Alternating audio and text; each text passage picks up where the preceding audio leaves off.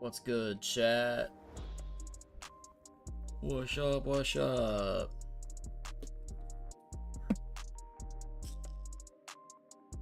Wait, is my game not showing? Why is my game not showing? What is happening? Hold on. Yo, what's up, Ash? There it goes. Okay, it wasn't showing a second ago. Alright, let me share this to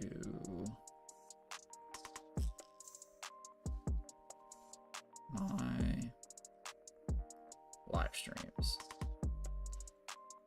I'm doing good, man. I'm doing good. Just working a lot. No, I don't want to at Youngster Joey videos. I want to at everybody. Everyone's special. I mean, Joey is pretty cool. Maybe one day I'll just directly DM him and be like, hey, I'm live.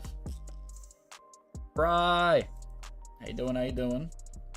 Bry, if you would like to join VC, let me know. I will put my headphones on and take this towel off my head, and I will join you. You played the main Pokedex in Pokemon Violet. Congratulations.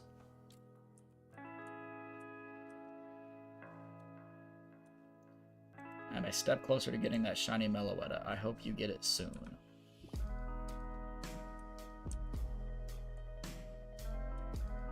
Excess suit something something da da da da data storm da da da da da da da. What, however that goes, bro. Brian knows what I'm talking about.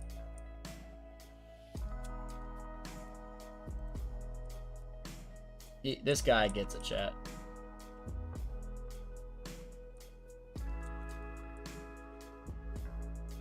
Fill you guys in. Brian and I have been watching a lot of Yu-Gi-Oh! Brains, and I am thoroughly enjoying it.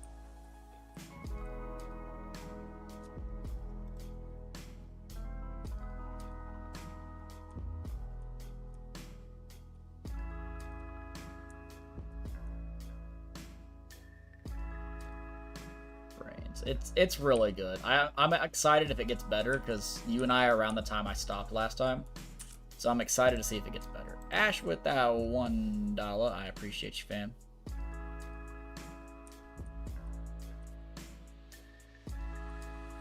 Appreciate it. Let me grab a drink.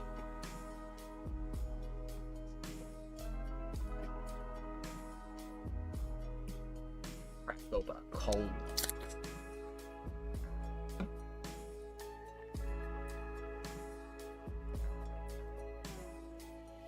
I can join VC. Up to you. Bet I am there. One sec. One sec. Let me undo this towel. I just got out of the shower, so like my hair was wet. Trying to like get all the, there we go. Get all the knots out of it. There we go.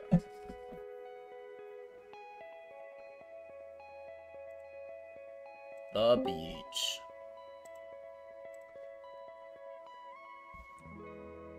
JJ, I don't know what's more sexy, your hair or the towel. Appreciate you, JJ.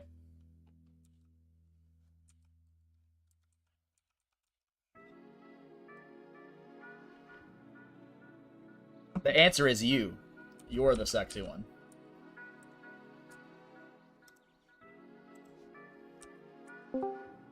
Right!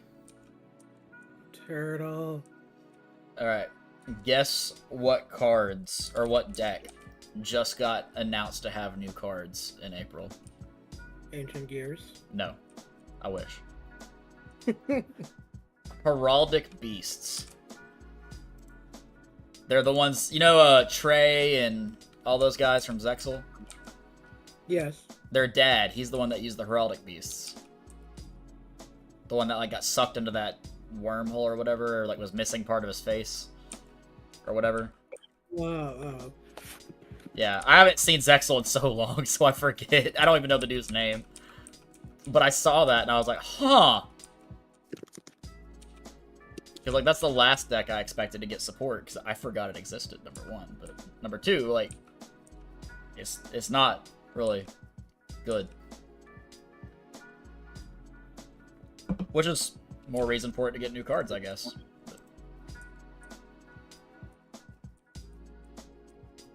Also, I'm so excited. The Palworld update got announced for December 23rd. I did see that. So that's like 10 more days, and it looks amazing.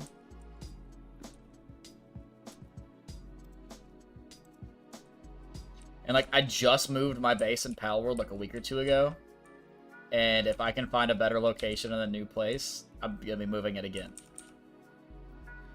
But like, you can build new stuff now. Like, you can actually build a good-looking house that's not just made of wood.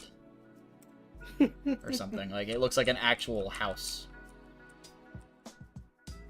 Also, I don't know if you saw, but 100 Years Quest is ending in 3 weeks. Is it really? Yes, it's a seasonal anime, I'm pretty sure. Dang. I did see where Oda was talking about how after 25 years, he's finally got everything in place to end One Piece. So he said there's not that much more left. Yeah, we're in the final sagas. Yeah. Currently. I saw something about a final war. Or something like yeah, that. It would make sense given the information that we already know. Yeah. Granted, I'm not trying to spoil anything for myself, because I'm still at the beginning of Egghead waiting for more dub, but... Yeah, it might... I don't know when more would come out. I'm assuming all of it just starts back up in April, because I know the sub is on a break. The sub's on a break. It's been on one since, like, November, I think. Obviously, I read it, so... Because there's like 20 more episodes of dub that haven't been dubbed yet. So I'm just guessing they're on a break.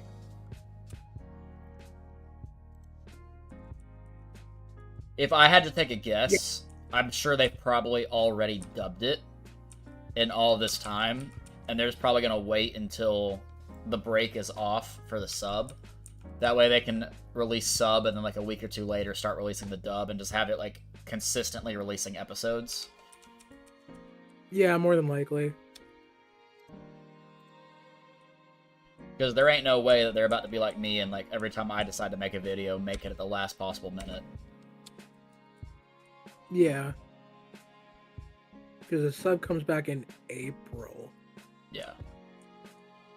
Which is a lot of good things happening in April. Because like my birthday is in April, so I'm excited because A, One Piece comes back. B, there's a Yu-Gi-Oh set I'm very excited for that comes out on my birthday.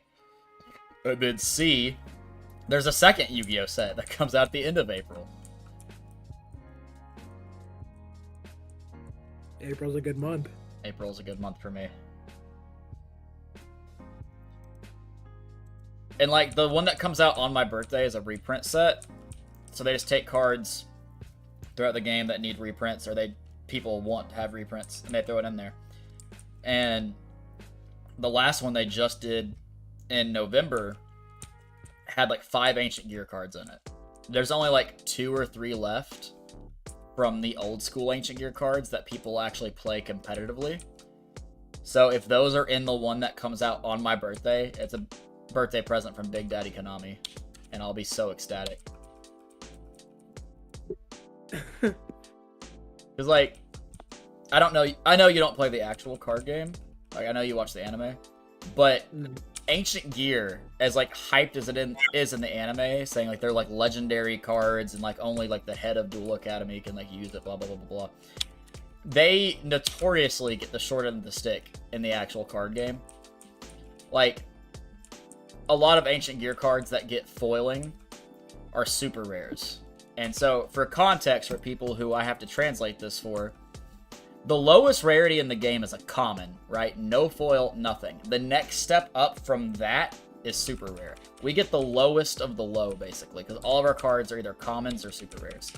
So, this one that came out in November that gave 5 Ancient Gear cards, some of the really important ones, high rarities, was just like, oh my god, this actually happened.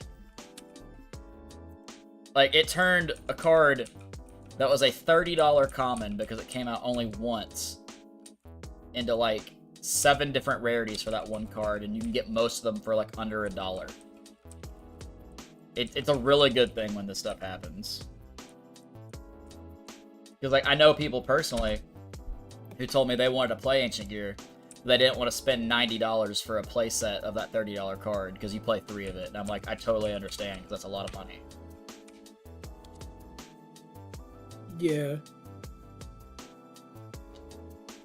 It's been a really good year for me. I'm glad to hear that for you, JJ.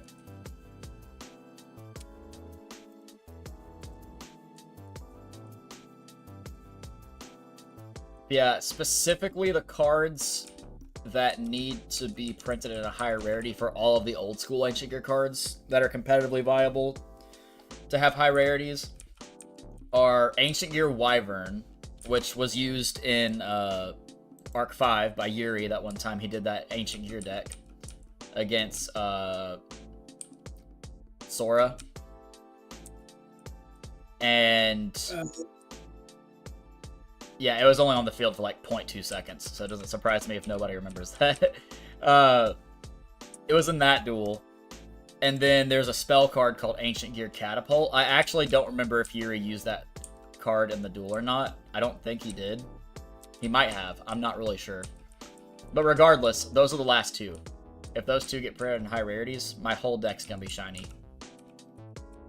Minus the new Ancient Gear cards I just got that are like all commons and one super rare.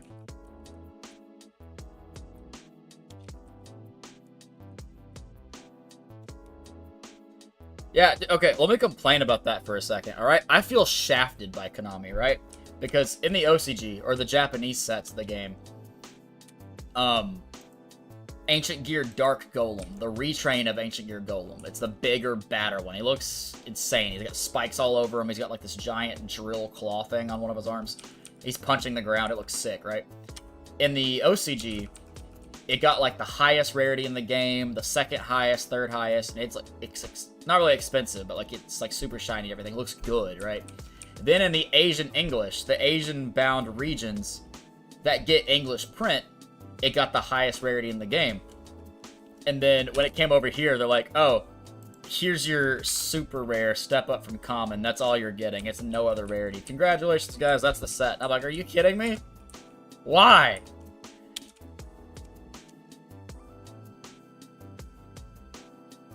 JJ says, I truly believe happiness begins at 33, and I loved my 33rd year on this planet. Well, I am glad to hear that for you, my dude. I'm not that far behind because I turned 27 in 2025. So about 5 more years for me. No, 6 more years for me. I can't count. You're doing great.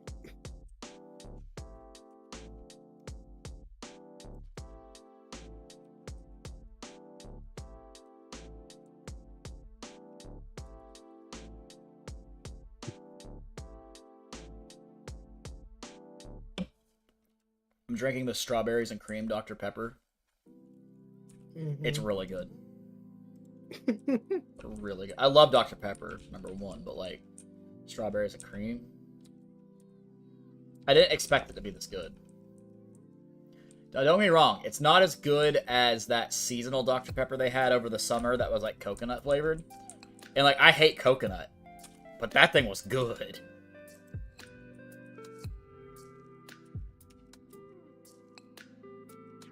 I wish I could get that still. Maybe next summer. Maybe. Yeah, I was watching a bit of the Game Awards earlier, mainly waiting for that Pal World update. But like, I saw some pretty good stuff. I saw that new Tekken game coming out. It looks pretty good. Oh, yeah, that looks good. I thought it was Final Fantasy for a second, which makes sense because it's a crossover character. That is, yeah, Live. it's a fantasy character. He's from 16. A pop He's I from would Final kill Fantasy. for is Inca Cola. I haven't had it in literally ages. I don't think I've ever heard of that. Sorry, I didn't mean to interrupt you, bro. No, you're good. It's a pineapple He's soda. from Final Fantasy. Final Fantasy 16, you said? Yeah. I played, I think it was 14 a while back because of Really Hot. emo girl wanted me to play it with her, so I did. 14 is the not multi-world, the multiplayer one. Yeah, the one that you have to pay for to play, which was like my big turnoff. Yeah, that's stupid. I hate having to pay anything for games after I already buy them.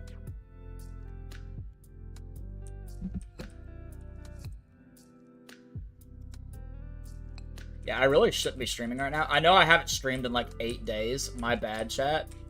I've just been working a lot, but like I shouldn't be streaming right now because I should be packing because I'm going out of town with the family this weekend.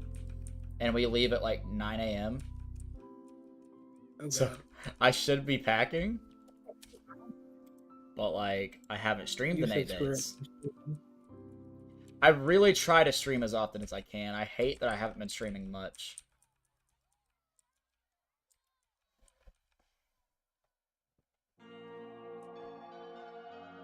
Thought about that today. I was like, he hasn't streamed in 8 days. I hope he's okay.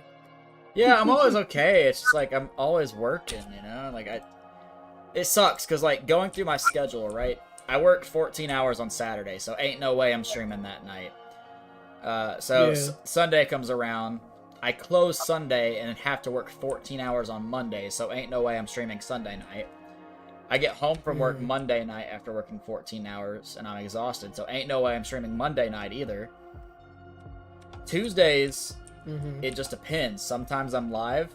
Sometimes I'm so beat from Monday that I just like sleep all day and just kind of hang out and don't do anything. Wednesday, I usually go live because like I work in the morning on Wednesdays and I come home, get some stuff done. Thursday, Friday, I can stream.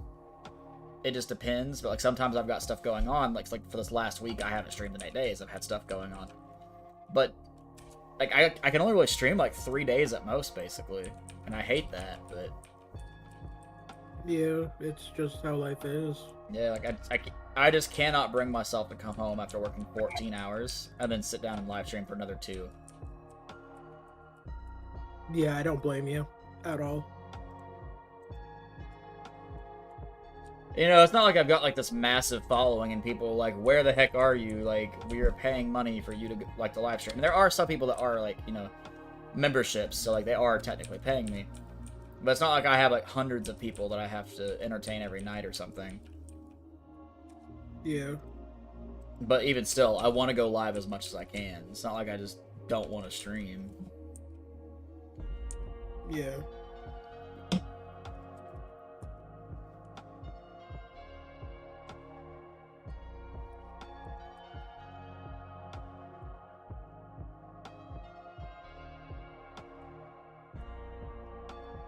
Oh, speaking of Yu-Gi-Oh! Earlier, the age of girly pop ancient gear is over. I was using these, like, pink diamond sleeves that I'm holding up on my stream. They're, like, kind of sparkly and pink.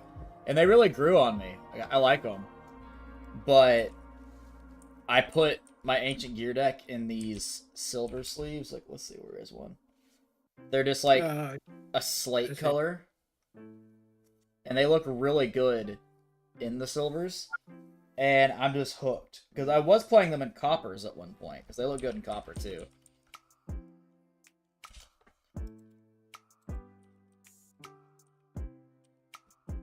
Oh, speaking of, just to keep rambling about ancient gear here, because, you know, my love for ancient gear knows no bounds. I learned something the other day. Apparently, so, the whole lore of ancient gear, that we know, of course, because they haven't told us anything, is, and I only know this because I have the promo poster for the Lost Millennium hanging on my wall from 2004. We know that the ancient gear machines are 1,000 years old because the promo poster says control the strength of 1,000 years. But we don't know how they function. They're based off of the, what's it called? It's something Mechanix. It's like this Greek machine that like runs by itself or something. I forget exactly what it's called. But they just operate on their own. And they seem to have a mind of their own. Like, they have will. But, like, no one knows why.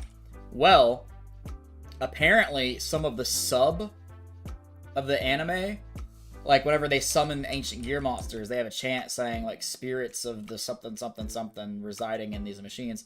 And the Master Duel wallpaper for one of the ancient gear cards also talks about spirits residing in the machines.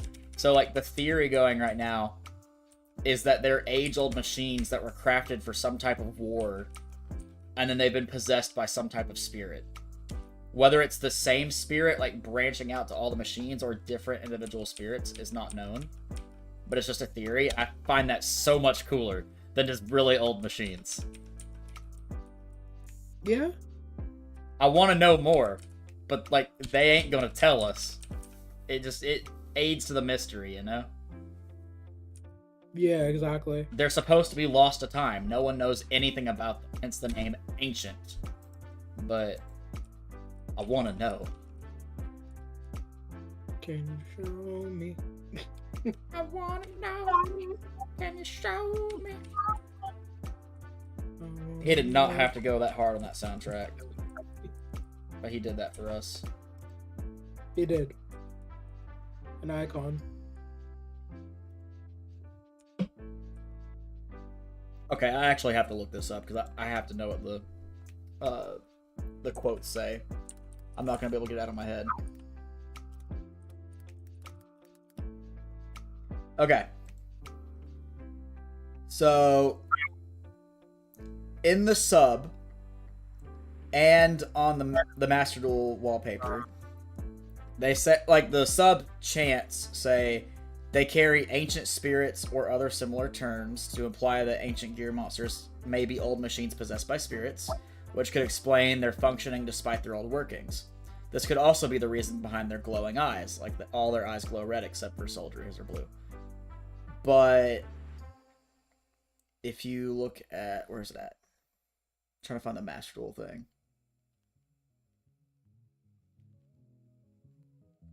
Where is it? Where is it? There it is. No, that's Master Rules.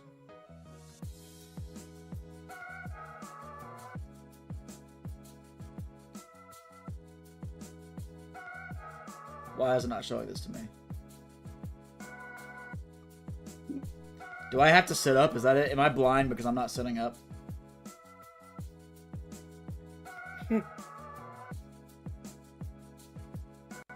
It is late, little lizard. What's up, Marcus? Marcus? Guys, that's my brother-in-law. Hello. I am King Gizzard and the Lizard Wizard. No, I'm not. That's a band. But I love their music. It is late, though. What are you doing awake? We have vacation tomorrow. You should be in bed.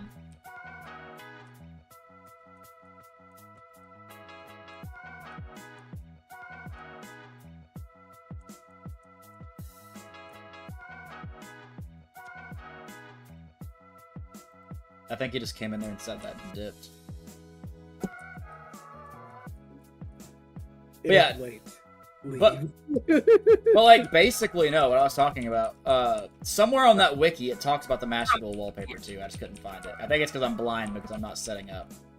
Oh no, there he is. You might be asking yourself, Marcus, what am I doing? Well, I'm taking my medicine prescribed by the doctor himself. All right. So, like, I gotta be up. Taking the meds are important.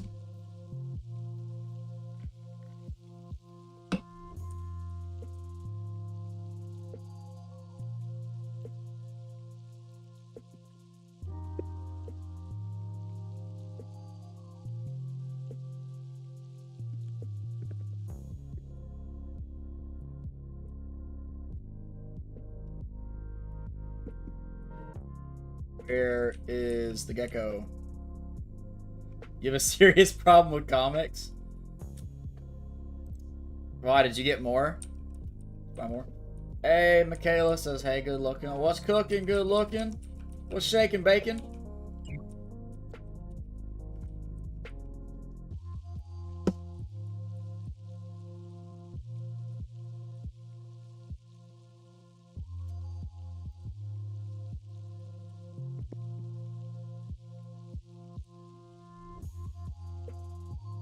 Don't worry, chat.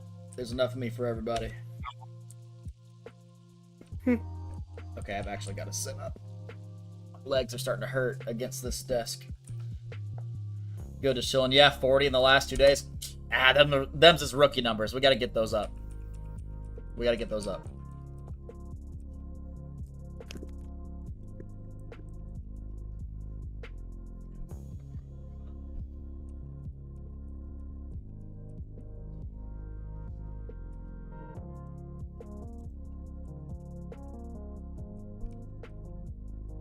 We gotta have a glass case in your man cave that has all your like expensive comics displayed in all their glory.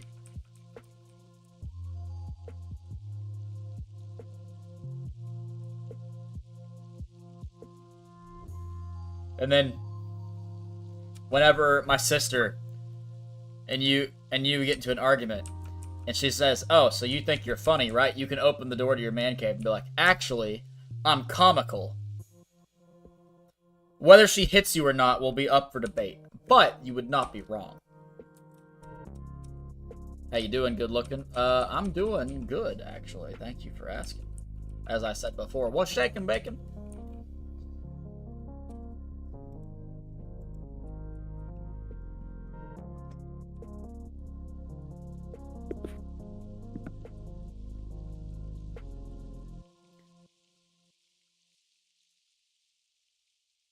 Hey, we made him laugh, chat. We made him laugh.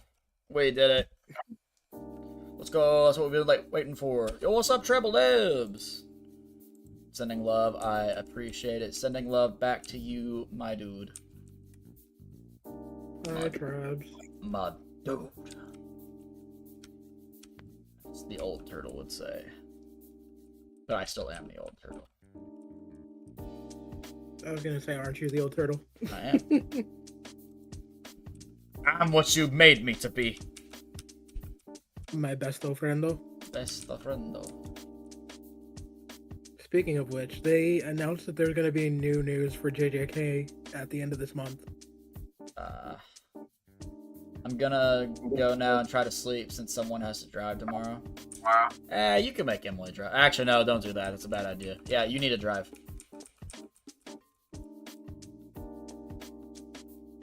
You go get some sleep.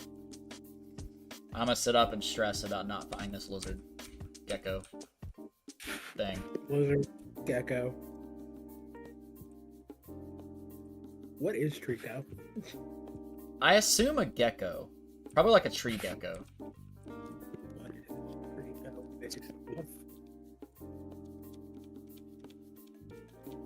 Leaf-tailed gecko. A leaf-tailed gecko, okay.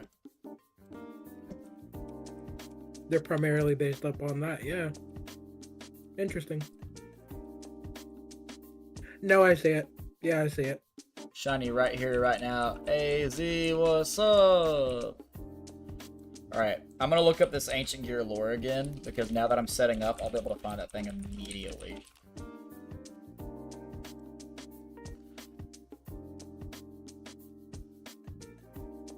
Hello, Z. Okay, so they're based on the Antikythera mechanism.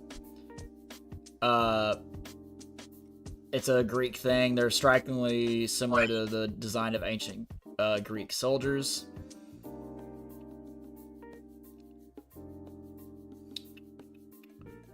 Let's see.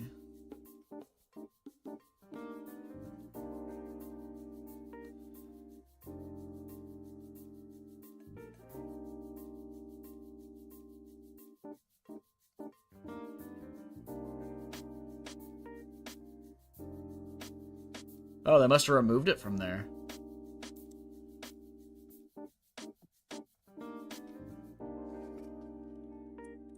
Maybe like Control F.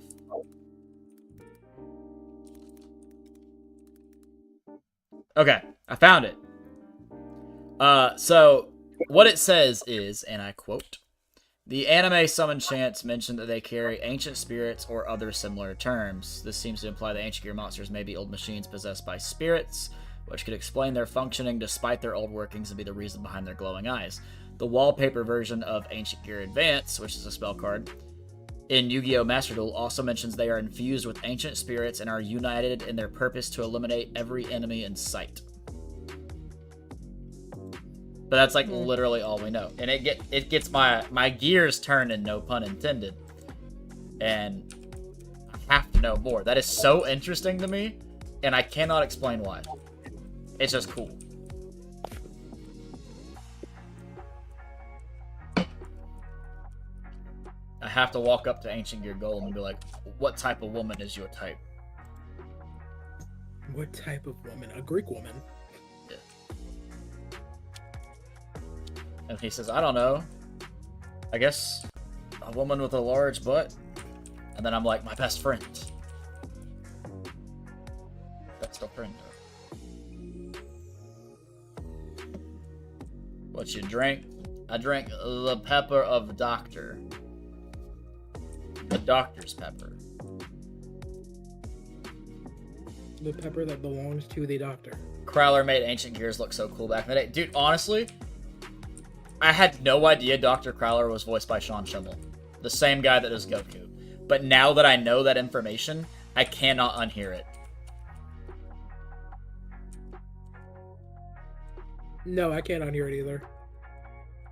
There's some times where he'll scream like, I'm a doctor and everything, and I hear Goku.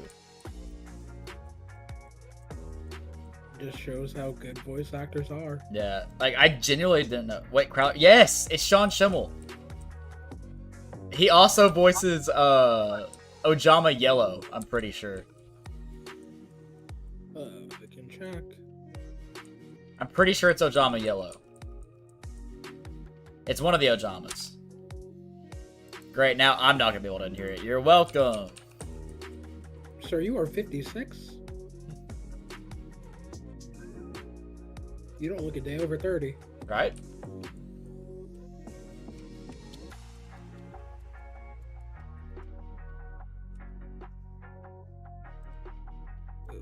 Anime.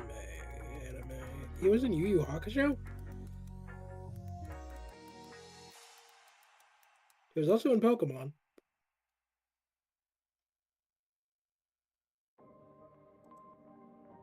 He's in One Piece, obviously. Oh, okay. So, in GX, I know, in Yu-Gi-Oh! He voices Bobasa. It's a guy, the last season. In GX, he voices Dr. Crowler, Ojama Yellow, Elemental Hero Neos, Neospatian Dark Panther, Mr. Phoenix, Mathematica Mad Dog, Dr. Collector, Thelonious Viper, Crystal Beast Cobalt Eagle, Trapper, Elroy Prescott, Sky Scout, Guardian Bow, and Chaos Sorcerer, so that's a lot. In 5Ds, he voices Greiger, the MC, Zigzix, Rudolph Heitman, and Hans. I also love that he's the guy who uses gears in GX and 5Ds, because Rudolph Heitman uses it in 5Ds. Yeah. In Bonds Beyond Time, the movie, he portrays Paradox. In Zexel, he's Bronx Stone. Orbital 7. Kaze, replacing the character's original actor, Ben Stumpf. Tetsumi Stone, and Cosma Tsukumo. And that's it. Zexel was the last time he was in Yu-Gi-Oh! He may as well have been all of GX. Yeah, dude, that is so many. That is 1, 2, 3, 4, 5, 6, 7, 8, 9, 10, 11, 12, 13, 14, 15 characters in GX. That's a lot. I thought he was just Dr. Crowler and Ojama Yellow. I had no idea he did that many. No, yeah, he's incredibly iconic.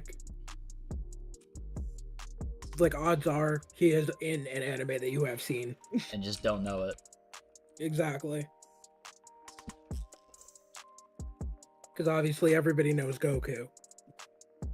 Vic Mignogna, the guy that voices Broly, the original Broly, he's also a very good voice actor. Like, his normal voice and his Broly voice are so far apart, you would never guess. Like, if you hear someone, like, in an anime that's, like, his normal speaking voice, and then you hear Broly, you're not like, oh, that's the same guy. Yeah, exactly. I've seen videos of him talking about the Broly voice and how it's like destroyed his voice because he says that it's like very deep in his chest and we're like gargly and low and like it just tears up his vocal cords. So like doing that for 2-3 hours at a time for shooting just like destroys him. Vic did Broly for both, remember correctly? Did he do the new Broly? I don't think so. Hold on.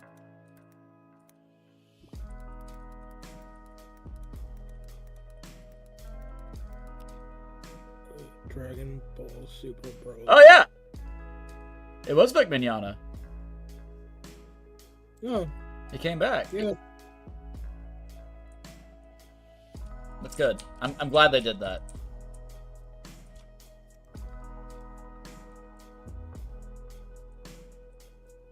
And that also shows how good of a voice actor he is, because old Broly and new Broly sound completely different to me. Old Broly is a lot more, like, maniacal and just completely out there. He's lost it. New Broly is a lot more calm, collected, and just, like, easily set off, though. But more so because he has no control of his emotions, you know? Like, they're two separate people entirely. Yo, what's up, Nico? Granted, of course, old Broly was not canon, and this Broly is. But I do like that they paid homage to the old Broly by making Kale. Yeah. Since she basically wears the same outfit that he did. And then Kale is also a legendary Super Saiyan. Right.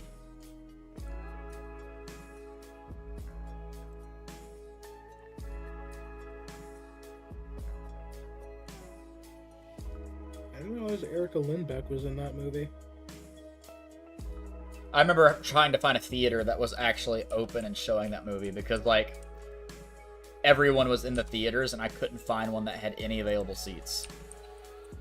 Calm form Z Broly sounds like a shy stoner. Angry Broly form needs to eat a freaking Snickers. Not you when you're hungry. Gonna be honest, I like GT. I never finished GT. I started it and then lost all interest. I didn't mind it, but again, it's not actually canon.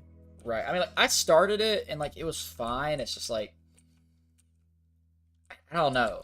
There was something about it I couldn't get myself attached to.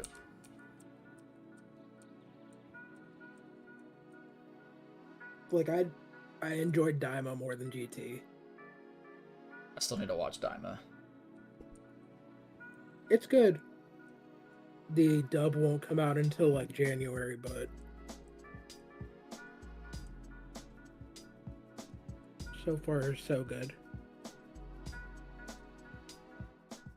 Do you have an anime that just, like, when you hear the music, it just, like, sends a chill up your spine every time? Yes. Which one is it? Fairy Tail. Fairy Tail's good. For me, it's Yu-Gi-Oh! And, like, I mean, no surprise here, big Yu-Gi-Oh! Nerd, obviously. But, like, I don't know. Every time I hear that, like Yu-Gi theme, like, especially in the movies and stuff, it just randomly starts playing. It is so, like, chilling to me in a good way.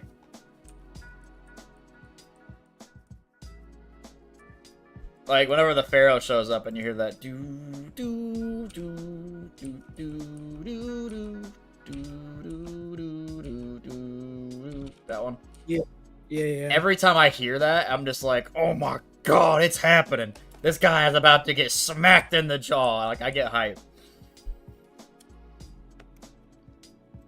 Granted, you know, like, I've barely seen any of the sub, so, like, I know they've got their own stuff. Like, they got the theme of the Legendary Duelist. It's like that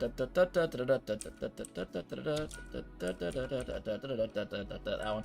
Yeah, that one's really good too. I like that. Another one who's everywhere, Christopher Sabat. Yes.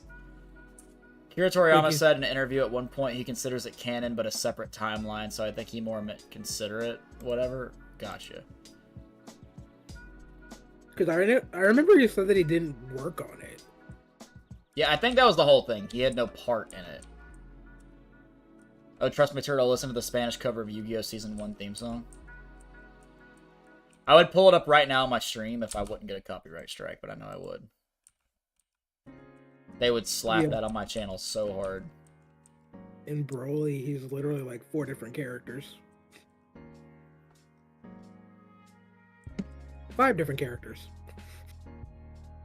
Z said, Bri, that's false. He did the character designs.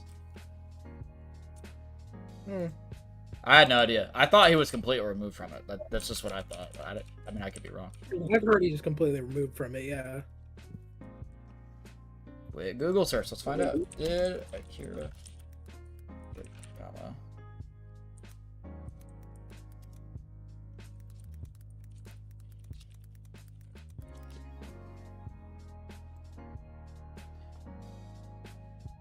He apparently designed new characters, even though it was not a manga adaptation.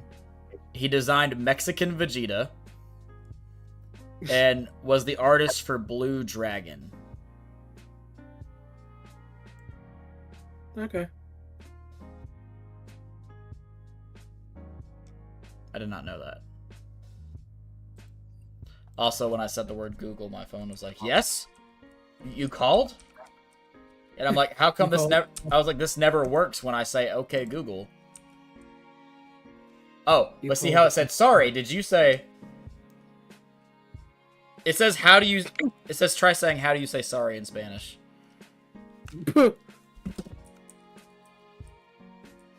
No, but for real, okay, like... 2015, 2016, right? Peak Yu-Gi-Oh! Links are coming out. And the Dark Side of Dimensions movie is released, right? I remember scouring the internet to illegally watch this movie because there was no theater even near me that had it. Because at the time I was able to go see it at the theaters, I wasn't able to go to those theaters and see it. And I finally found it one day on a very shady website, but I watched the whole thing. And whenever the Pharaoh comes back from the afterlife just to stop what's-his-name, and that theme plays, I was, like, about to jump out of my bed. I was like, let's go! Here, the boy is here! He's him! Probably, like, my most hype moment in an anime, besides seeing Gear 5 Luffy.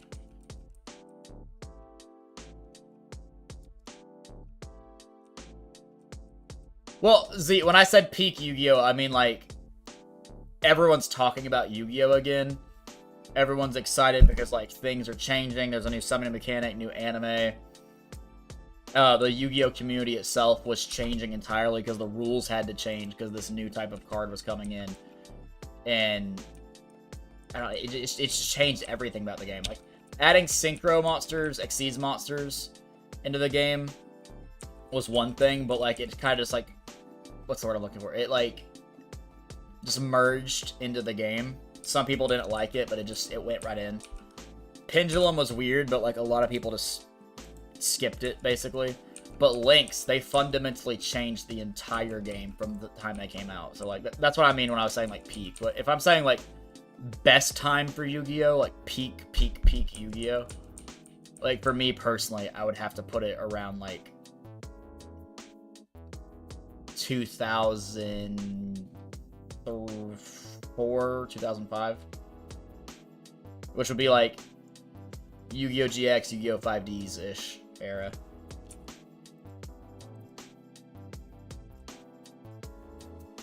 Whenever I speak about Yu-Gi-Oh, I have to be very clear if I'm talking about, like, nostalgia, peak, or, like, just nostalgia in general, or if I'm talking about, like, the game. Yeah. But seeing new community for TCG, I wish they improved, but I'm still playing. Dude, honestly, right now is probably one of the best times for Yu-Gi-Oh! Players of all time. Konami is actually, at least it appears this way, is actually starting to listen to their audience and their consumer base. The game feels like it's healing of years of unhealthy card design. And they're also addressing problematic things.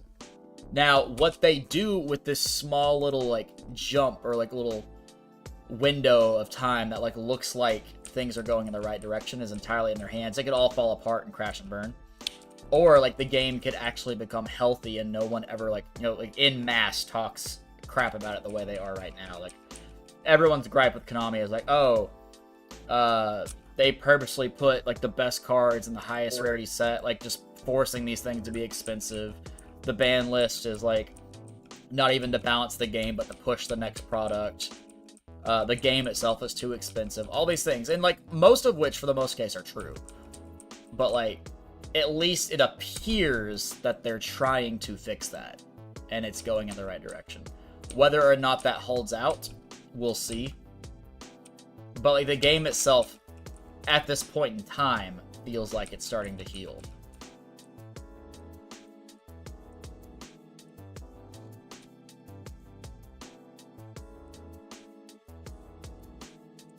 And like, they're consistently in these new sets creating and supporting new metagame strategies while simultaneously fixing and improving old strategies or just completely rogue strategies that aren't meta but like could be maybe one day with the right support, but bringing them up and trying to bridge the gap between like the hyper consistent meta and like the lower strategies. They're like trying to bridge that gap. So like it feels like the game's in a good space right now, at least in my opinion. When I played with Super Toxic, sadly, 2-3 different stores, someone cursed out a kid for winning the game with non-comp decks, but I heard they went to a major event and is banned now, like banned by Konami. Yeah, it does surprise me, like unsportsmanlike conduct. Typically at events, like if you go to a regional, right, and I'm just being very unsporty, I could get like a warning. I mean, this is entirely up to the judges at said event, but like I could get a warning, and that warning would carry into games, and then if it happens again in a game, they're like, hey, you lose this game, go to the next one. And if it happens again, they could just straight up disqualify me. I mean, like, they take that very seriously right now. Like, for example, Team Sam, or Team Samurai X1 YouTuber, during a game, like, he kind of got, like, warnings about it before at, I think it was a Team YCS, but he cursed on live stream, and they kind of already talked to him about cursing on, like, in some of his games, because it was, like, you know, just not called for, and he got a game loss for it, and it caused a lot of, like, drama, like, everyone was talking about it, right? Well, at YCS Anaheim, just this weekend, there was a guy playing a deck, and after the game was over, he stood up and went like, let's effing go, and the stream cut immediately. So, like, I'm 100% convinced that guy probably got a warning for the next game. But, like, we'll never know, because, like, it was not, like, you know, said, oh, said person received penalty or warning for conduct outside of, like, game. Like, we don't know. I can only assume he got a warning for that. Yeah, probably a warning first, and then, hey, yeah, you lost. Team Samurai, isn't he the one who did Yu-Gi-Oh! IRL? Maybe. I don't really keep up with a lot of the Yu-Gi tubers myself. Like, I'll watch some of them for set announcements and news, or, like, if they open stuff early, like, I'll watch them. But I don't really, like, keep up with a lot of people's, like, stuff outside of that.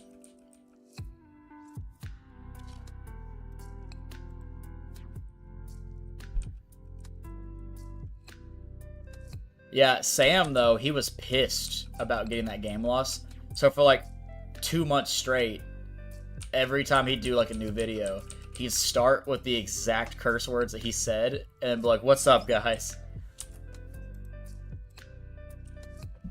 Like, dude was salty, and I get it, because, like, if that happened to me and I got a game loss for that, I mean, I'd understand, you know, because it's the rules, but I'd be so pissed. I'd be so pissed. Yo, what's up, Looms? Hi, Looms. No, yeah, I'd definitely be pissed about it, but I mean, I'd understand. Yeah. The thing with the one that got him that game loss, though, is, like, his opponent and him were going back and forth, and they kept, like, stopping each other, and so he just kind of, like, put his hand on his face and cursed, and him and his opponent were, like, laughing about it, you know, like, they were having a good time. It's not like the guy was offended by it or anything, but an official for the event, like, passed by and said, hey, we gave you a warning. Proceed to game 2. Like, this guy gets the win. Go to game 2. Because Yu-Gi-Oh's best of 3. Meet Cheryl. Hey, she's under Hey, pressure. Cheryl, I In don't the moment. care. Unfortunately- Advertisement. It was like, meet Cheryl. I was like, no, I don't think I will. No, I don't think I will meet Cheryl.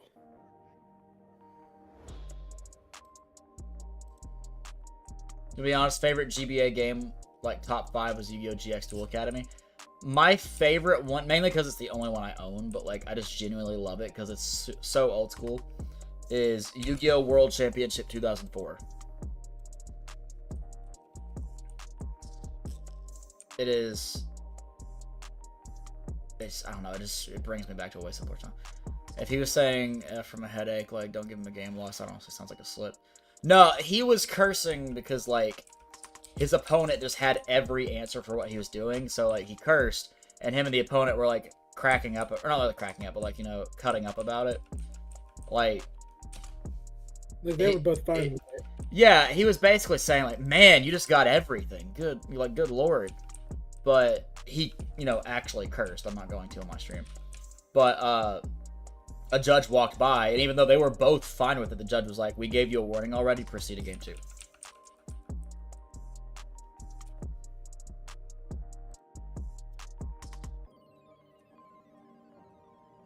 I did play that one, don't own it. Yeah, I just love that one, man. I think Heat Train and Platinum, yeah. And also, guys, this was like a long time ago. This is like earlier in the year, or like maybe last year even. I don't remember when. So if I'm putting out any misinformation, I apologize. It's on the internet. It won't be that hard to find, but I'm fairly certain, like 98% certain this is what happened. But I could be wrong. I might be missing like a couple of details or something, if anything.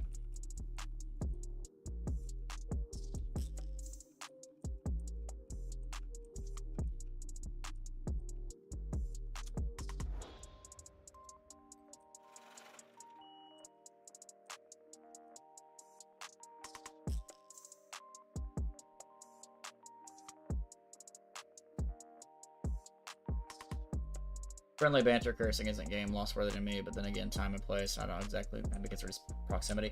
Well, it's not even that. It's mainly that they were on a feature match, so they were like being live streamed like to the world, you know? And people were watching this game, and they take very seriously portrayal of events. Like if you're on like a sponsored like stream or something, you have to go by their rules, their policies, all that. And when he did that, he broke policy.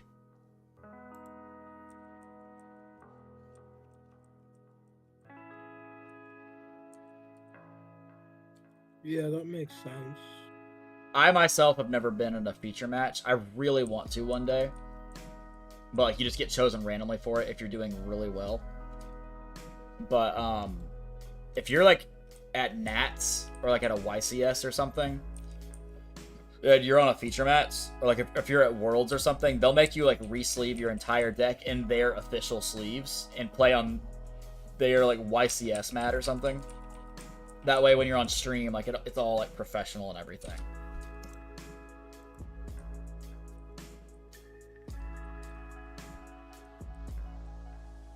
Old LGS had a rule against outside food. They let me bring it because they knew I didn't eat too often back then. Someone tried reporting me over a Starburst after I won our match. He got banned from the store. Oh.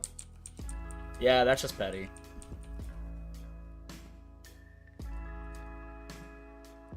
That's just petty.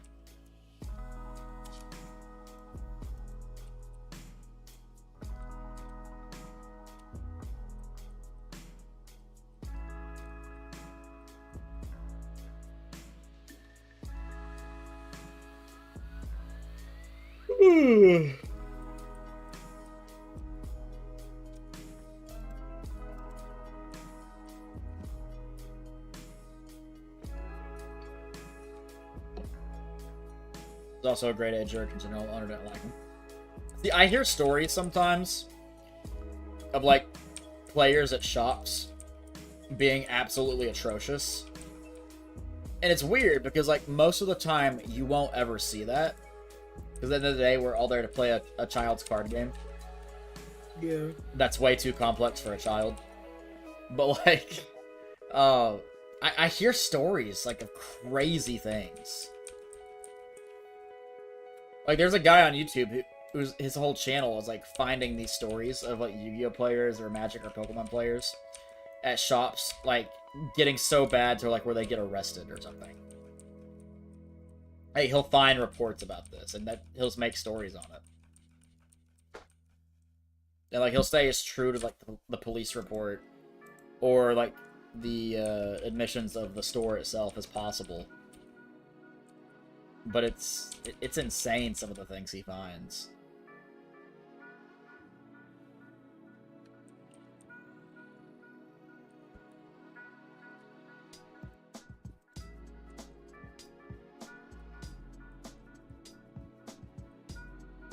If I had the time, I would grind out a bunch of stuff on Master Duel and like play a bunch of different decks on there for a stream, but I just don't have the time to go in there and grind out all the stuff I need to make multiple decks. Yeah.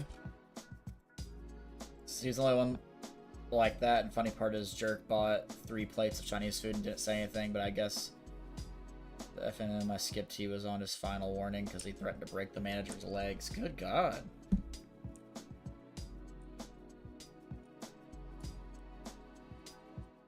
Yeah, there were some guys who went to the card shop I went to when I was down in Alabama for my bachelor's degree, who saw my friends and I as inferior players because we played anime decks, and they just called us the anime duelists. So, like, they saw us as people who would not be able to produce results.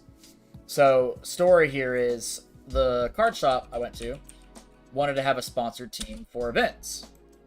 Like, they pay for gas and all that stuff to go to these events and just represent the store wearing, like, the shirts for the store and everything.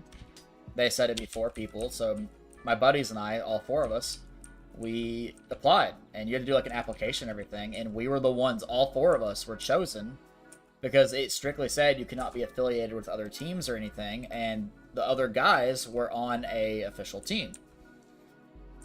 And because of that, they were immediately disqualified for that.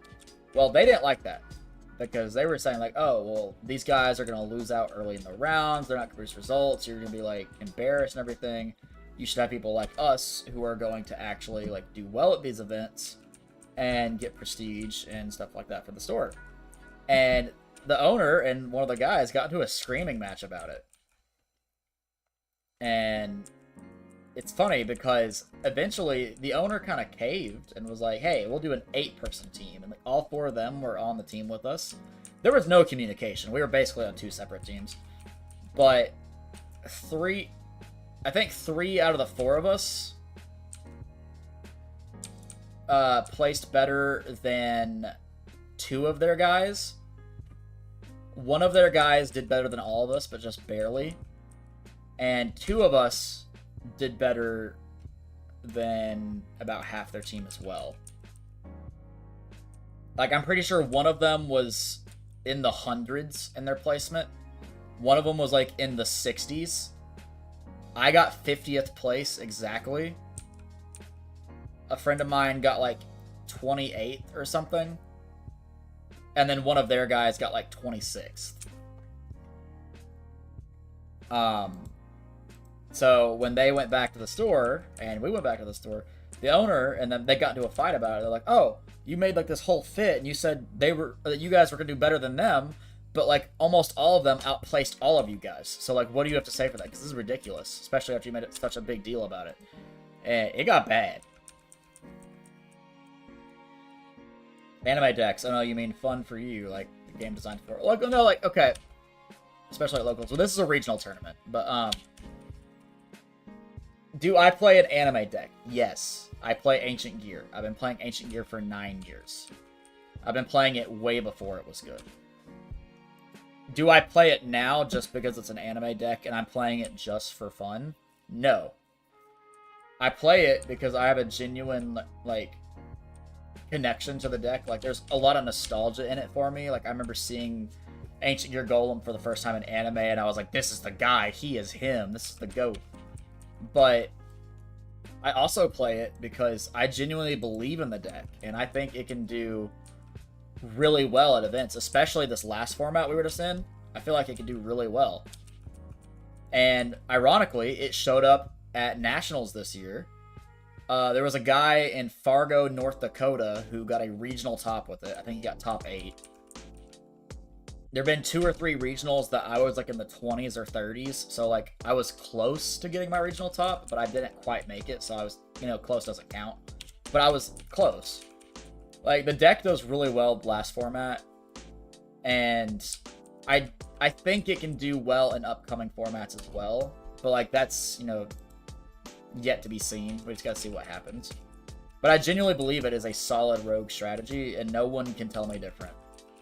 Like, for example, the first couple of weeks the new cards were legal. Like, the day it was legal, I got 2nd place at locals, then I got like 1st, 2nd, or 3rd, and then the next week I got 1st, 2nd, or 3rd. And since then, I haven't really topped the locals that often. Every so often it will happen, but not often. Mainly because a lot of the people there, like, I play that same deck every week, so they know how to play against me and that deck. But I know for a fact there's some people there who see me as, like, an easy win, or, like, I'm not playing the best deck in the room, so, like, they don't have to try as hard or something. I've never once seen myself as an inferior player to any of them. And a lot of them, like, they went from like being like, oh, he's playing Ancient Gear, to like, oh crap, he's playing Ancient Gear. Because it is a dangerous strategy, and like no one can tell me like, hey, that ain't it.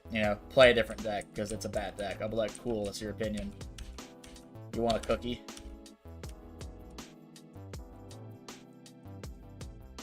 I sent you a funny meme, by the way. I'll check it out. Is it on Discord or Snap? Snapchat. Okay. But, no, I mean, like, I've personally piloted Ancient Gear, and I've beaten the best decks in the format with it many times. I mean, to, like, get close to topping regionals, you kind of have to do that anyways.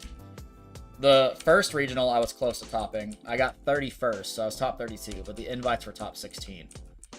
I got the best deck in the room 4 times that day, and Yu-Gi-Oh's best of 3. I got game 1 and 2 against that best deck in the room 3 out of 4 times. There was no game 3. So I lost to it once and beat it the other 3 times.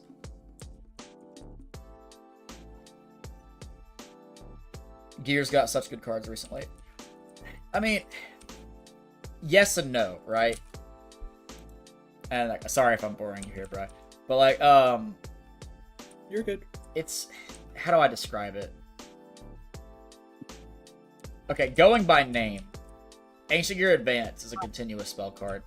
That card glues together and fills a lot of the holes the strategy had, and it's good, but it has a very glaring weakness that I hate that prevents me from setting cards at all. Like, so I can't set traps, I can't set spells, anything like that. It's so stupid, but it does tie a lot of stuff together.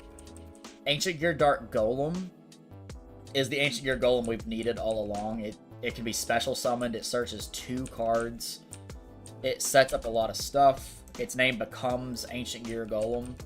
It's cool. Commander is I mean, he's alright. He puts the new trap card on the field, which is pretty cool. The trap card is pretty cool. It lets you fuse and it gives protection. And then Tanker is like, it can special summon from hand or grave, and it can destroy a card on the field, or on your field. So Tanker's pretty cool too, but like, it definitely needs more if the deck is going to be like a tier 1 strategy. But I kind of like the challenge of it not being a tier 1 strategy and not having all these cards it needs to be like a meta contender in the sense of like, this is the best deck in the room. I like the challenge of it. Because to me, that says I have to be a technical, skilled player that can maneuver through interactions and not play a deck that inherently just gives me an advantage because my deck is better than someone else's.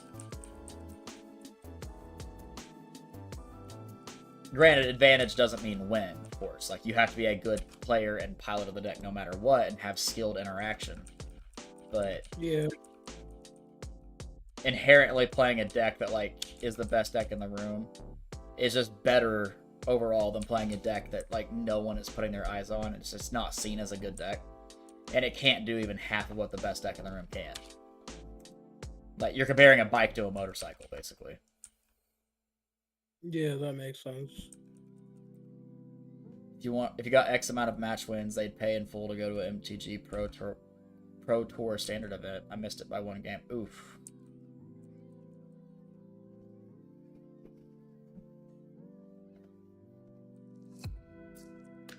Alright, let me look at this funny meme you sent me.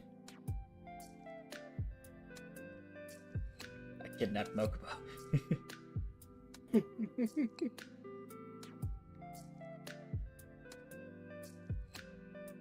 I kidnapped Mokuba. Oh, wait. I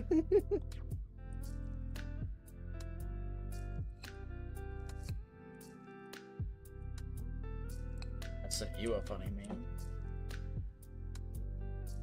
Well,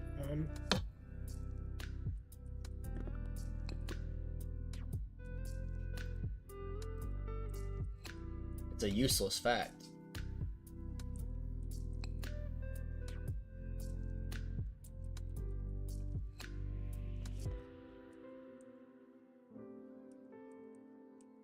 oh, that's interesting. It is true. Just so you guys know, chat, what I sent Bri, it's a thing that says there are more airplanes in the ocean than there are submarines in the sky. A useless fact. The more you know. Record of the legs was 3-1 every week for 3 months. 3 weeks before my deck decided to go Lululand, I guess. Oof. Welcome back, Ash. Loom says transforms into the Blue Eyes White Dragon. Transformed into a Blue Eyes White Jet.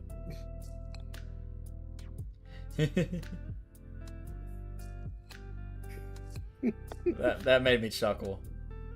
Yeah, that was so funny.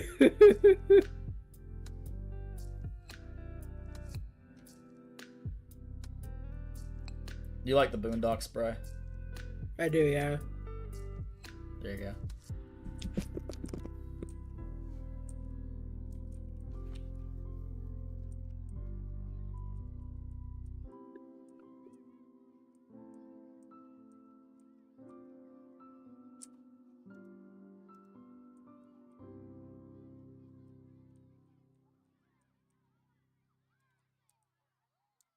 Not Uncle Iroh. Besides you, there are 2 uncles. Uncle Iroh or Uncle Ruckus.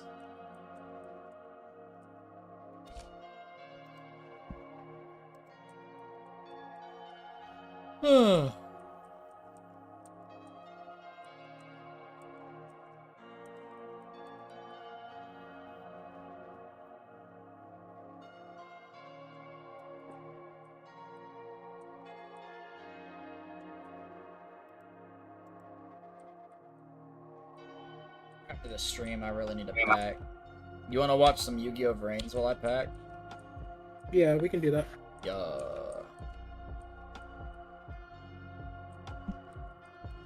How far did you and Heath get in Fairy Tail?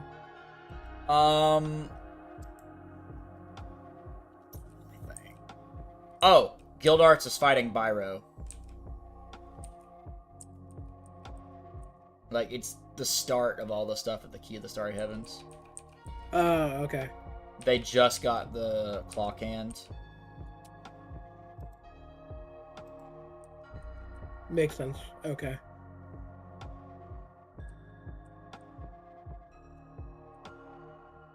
We're making some good progress.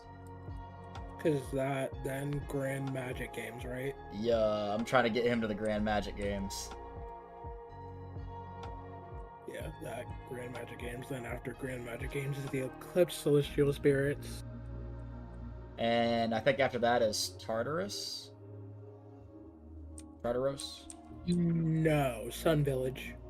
Oh, yeah. Sun Village, then Tartaros.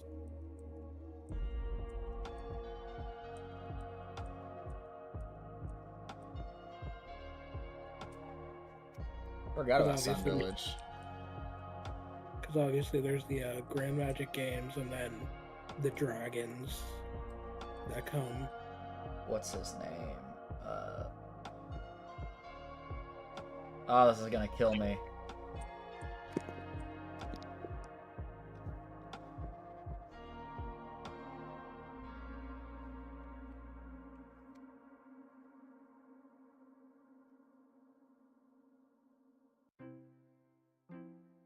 Which character are you thinking of?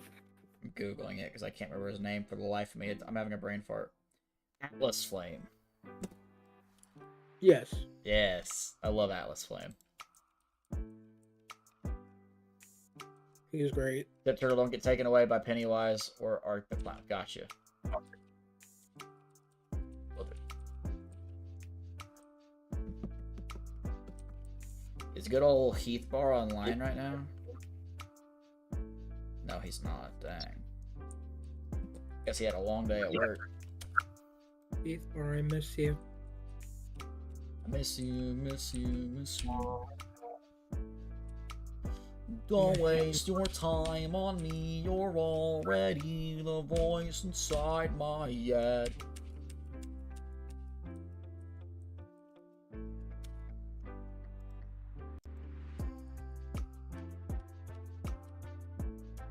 Heath is good, people. He is. I miss Max. He's definitely like chaos, but I miss him. He's chaotic neutral. Or lawfully evil.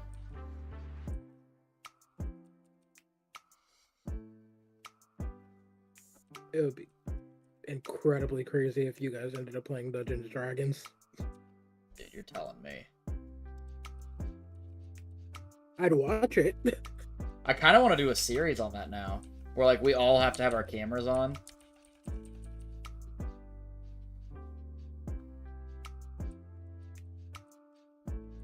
What, of Dungeons and Dragons? Yes. Do like a pre-recorded campaign or something.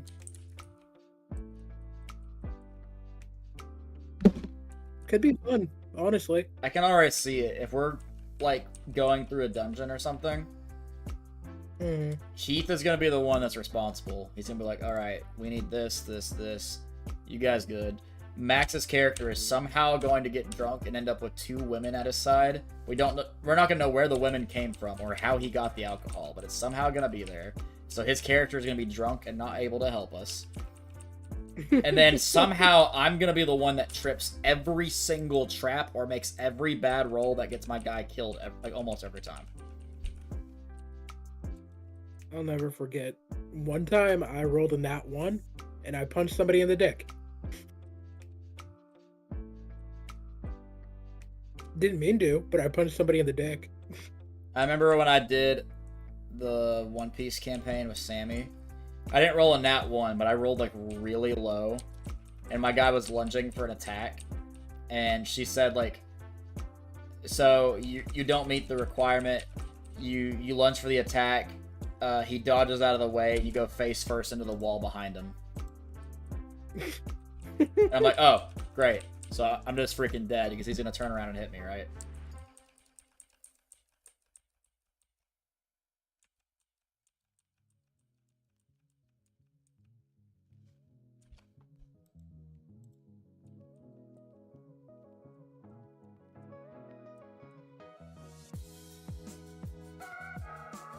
That was fun. It was a Greek mythology campaign.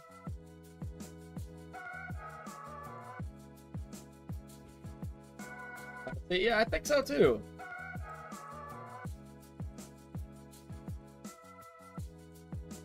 So that Clodsire Tillo. If you're talking about the one that's behind my head, it's for the chair. It's magnetic, so I can like take it off, you know? I can just put it wherever. It's got like a giant magnet right there. Put it anywhere I want in the chair. It just hooks on.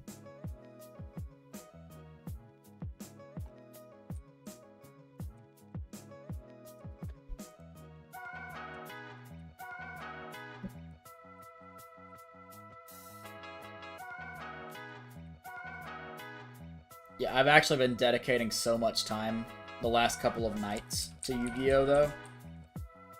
Because a new set just came out, and 2 out of the 3 decks in it are like the best decks in the format. And I've been struggling.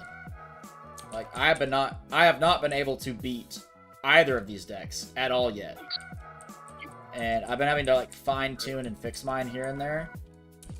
And I, for the first time tonight, went to game 3 against a buddy of mine who has been the punching bag for Ancient Gears since like April with all of his decks.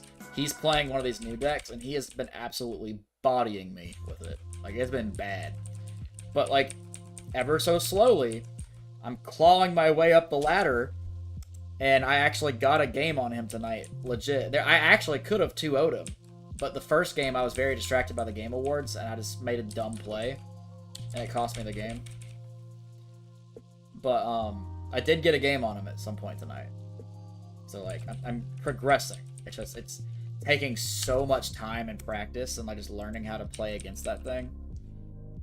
I feel like all my time when I get home from work or just free time at night has been doing that. But it's worth it. It's going to pay off. I need the experience.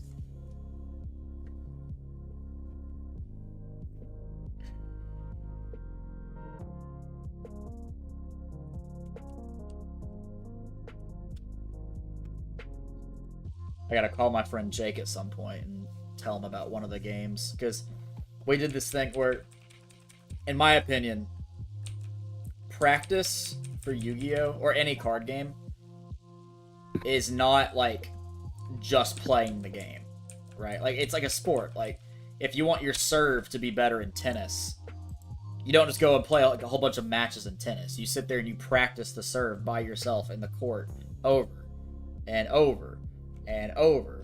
Then maybe you try a different angle. Maybe you throw the ball a little higher. Maybe you throw it a little lower. Maybe you, like, put some spin on it, right? Like, you try all these different things and then apply that in a match. I see practicing a card game the exact same way. Like, if I want practice, I'm not just going to try my best to beat the deck. I'm going to try different avenues. I'm going to say, like, well, what if I did this instead? Would it make a difference? So, like, we'll pause the game and be like, hold on, let me try this instead. Let's walk this back a couple, like, plays. And it's been mattering a lot. Like, and some people will say, like, oh, I need to practice. Let me just jump on a simulator and play, like, some games. Okay, I played for an hour. I'm going to bed. But, like, that's not practice to me. That's just going through the motions.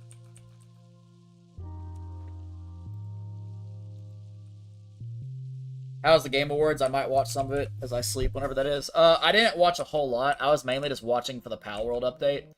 And then once I saw the whole video, like, I just exited out of the awards. I did see most anticipated game of the year was GTA 6. I was not surprised about that. Biggest, like, community support was Baldur's Gate 3, which also didn't surprise me.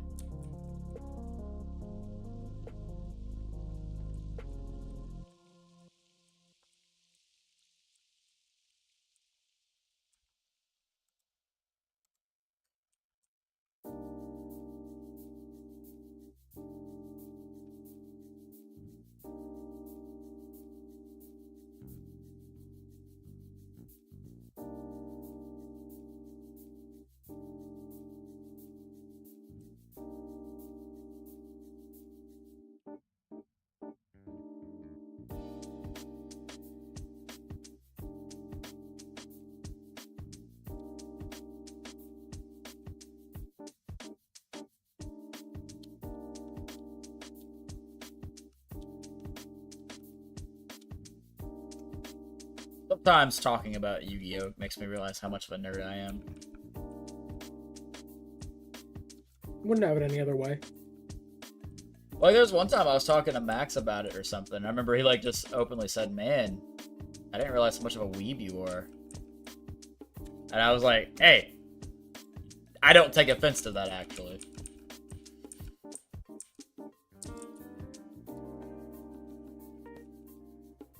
Yeah, I literally don't take offense to it. I watch animes at this point.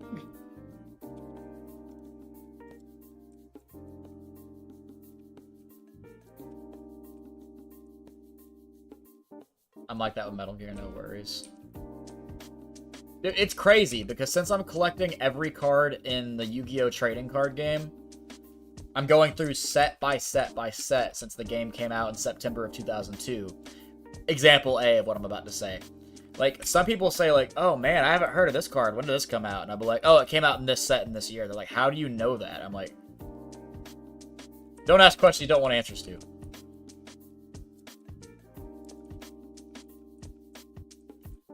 And, like, there's a lot of cards in the game I can't do that with, because, like, I just haven't got to those sets yet.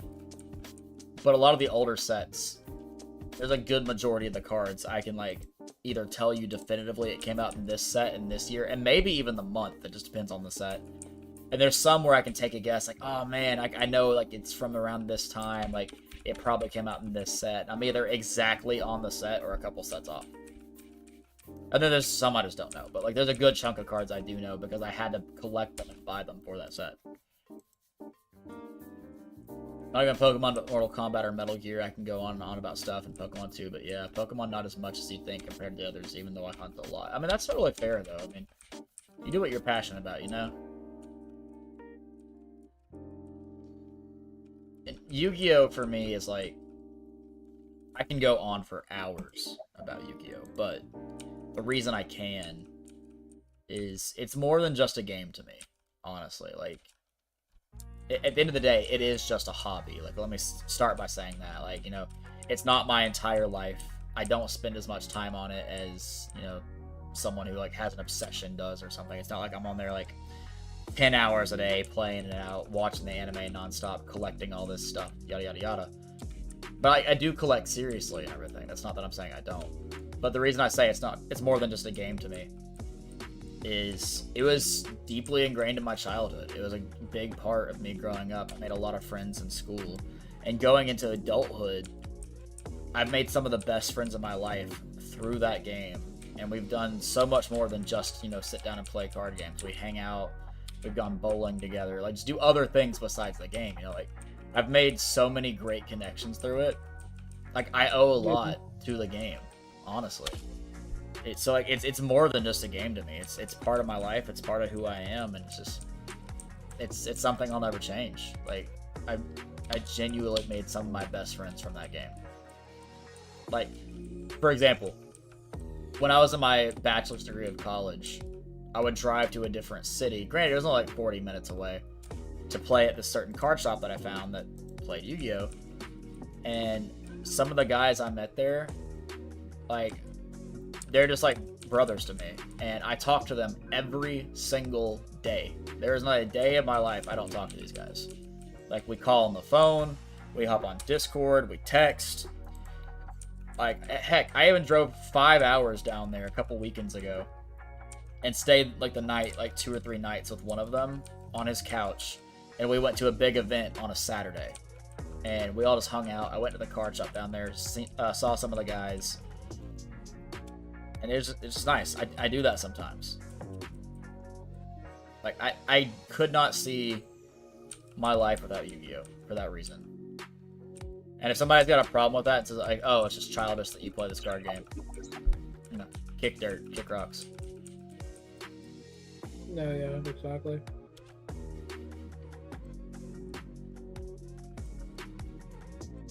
You know, like, some people don't get that, too. Like, I mean, I have family members that just, they see it as a waste of time, a waste of money, and, like, you know, maybe I do spend a little too much money on it, sure. I mean, but, like, it's something I love and I'm passionate about, and I never see it as losing money.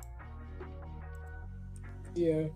And everyone's got those things, right? Like, maybe somebody spends too much money on a car or on a boat, or, like, you know, maybe they spend too much money, like, trying to start a business that doesn't work out, yet they keep throwing money into it, saying, oh, it's going to work out one day, and it doesn't. Like, everyone's got stuff they spend so much money on. Like, just, if I'm being super basic, maybe there's a girl that's super passionate about clothes. I know I'm taking something super generic, that there's thousands and thousands of girls that are like that, but, like, maybe, like, she specifically wants to spend a bunch of money on shoes, or maybe there's a guy who really likes cars and, like, spends a lot of his money buying cars that he turns into project cars and fixes or something, you know, like everyone's got their stuff. Mine just so happens to be shiny cardboard. Everyone invests in their own thing. Exactly, that's what I'm saying. Like, you invest in yourself in some way.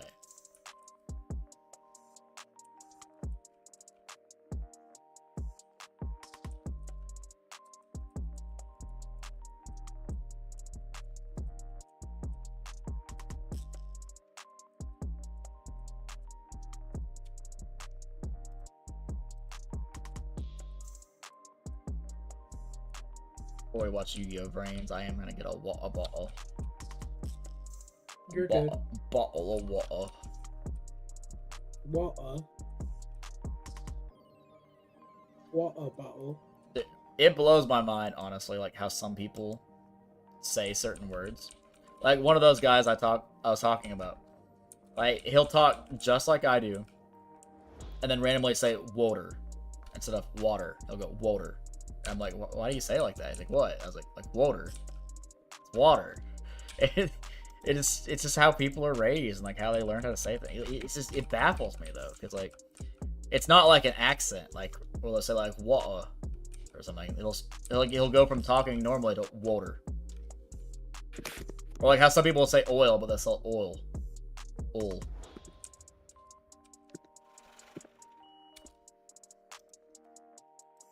Or like one of my uncles says Italian instead of Italian.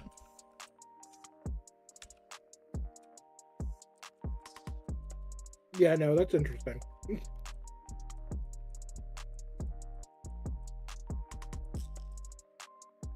Everyone just does and says things differently. It's a beautiful world out there. I promise I'm not on drugs, guys. I'm just making an observation.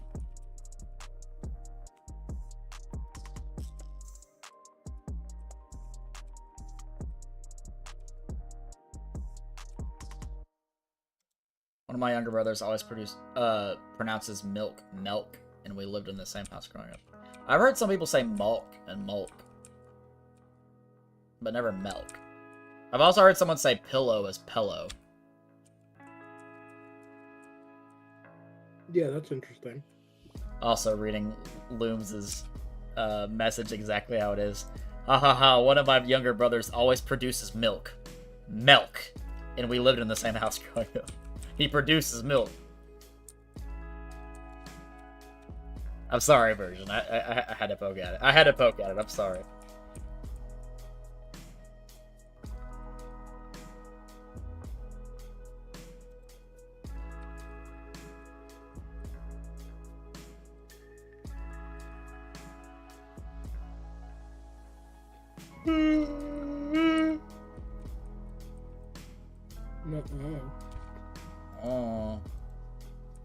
Also, I had a friend today who wanted to play Dead by Daylight. So I played Dead by Daylight with her for like 20-30 minutes. And she's like, I'm bored. Alright, I'm gonna go hang out with the boyfriend. How late are you gonna be up tonight? I said, pretty late. She's like, alright, we'll play some more later. Never heard back from her. Calling her out right now in this live stream. She lied to me. You lied to me. You know who you are. Thursdays are for the boys. That's right. I know it's Saturday, but you know. Bit of a Tuesday, isn't it, bruv? Tuesday. Even though it's quite literally Friday right now.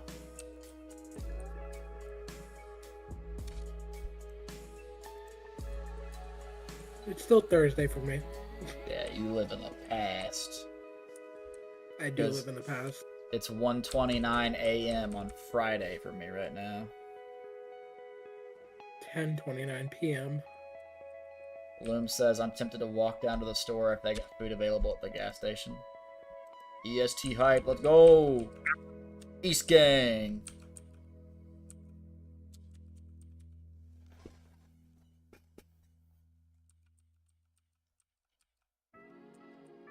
I've been in EST like 3 times in my life.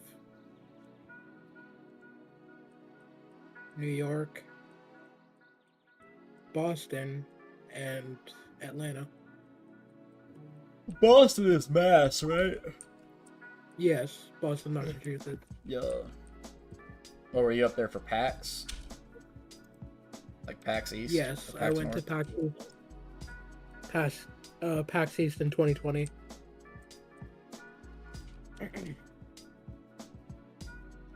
And Atlanta was Anime Weekend Atlanta, which was 2022.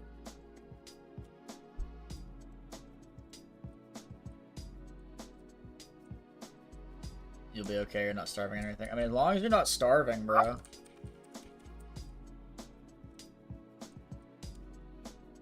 Starving is no bueno. That's right.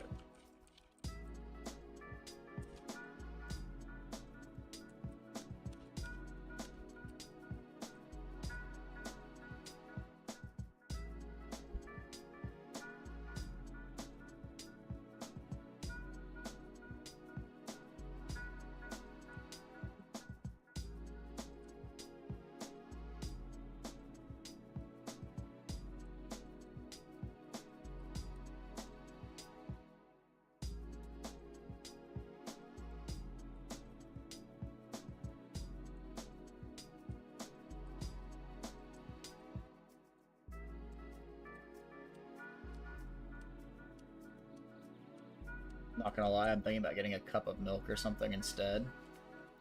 Because I've got like these chocolate caramel ball things, I don't know what they're called, in the kitchen. And one of those sounds really good right now. And like, you have to have milk with chocolate. You can't just anything else. I'm gonna produce milk. Don't worry, Looms.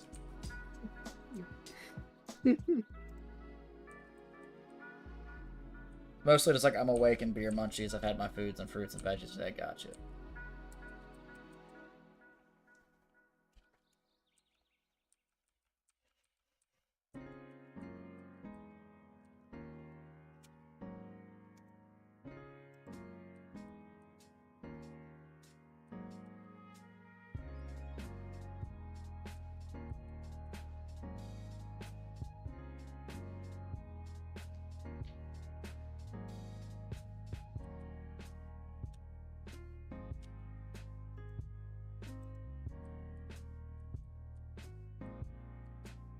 I'll probably end the stream at 10,800 encounters. Sounds good. According to my YouTube analytics, the stream has not been doing very great today. Uni! Yay, Venonat for drawing Kanto living decks done. Woo, a bet.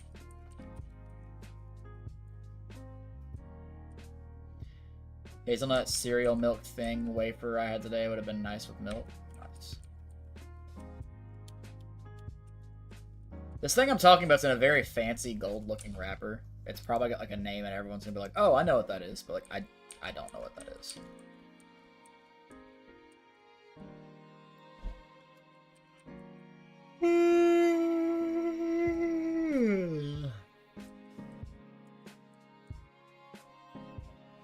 Like a Kit Kat, but smaller. Yo, Kit Kats are so freaking good. Chat, I need to start lifting more weights again. Because, like, I could have a crazy sleeper build if I just worked out more.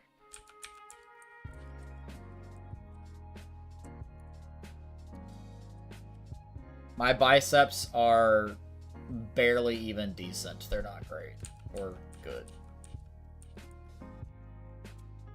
I can do, like, 30 push-ups, and that's about it.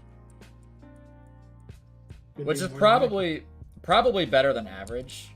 I'm gonna Google that.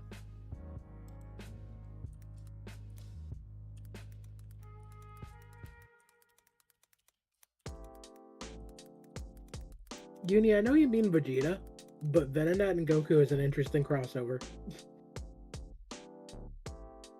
According to most fitness standards, an average 26-year-old male should be able to do around 25 to 30 push-ups in a single set with proper form.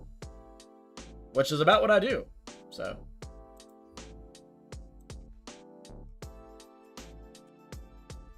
It was a foreign candy, but probably bought around here, and yeah, because small stores around here. Gotcha. You're lucky if I can even do 5 nowadays. Dang, turtle pig. Pig? I thought you were calling me a pig. I was like, what did I do? He said pog. Dang, turtle. Pig. You swine.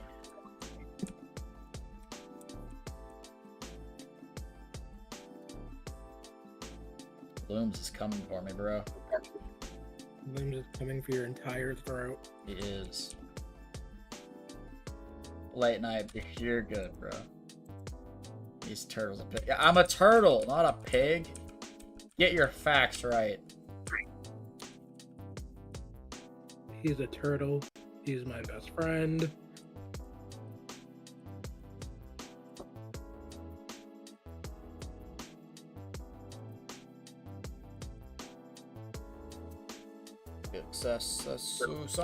Something data storm. Data storm. Oh, it's so weird. My stream jumped back to the beginning, huh? That's a little weird. I don't know why YouTube does that. It does that so often. I barely ever watch live streams, so I wouldn't know. Ever since I removed myself from the community, I just don't really watch live streams anymore. The only person I used to watch stream was Dragon Dance, but now, since he no longer streams, oh, Tommy. Yeah, I miss Tommy. Loom said, "Sweet, come on, pig." You haven't seen him what? I haven't seen him in a while. Yeah, he pops into some streams every now and then, but I haven't seen him in a while. Yeah, because I saw him in one of my friend's streams. I miss him.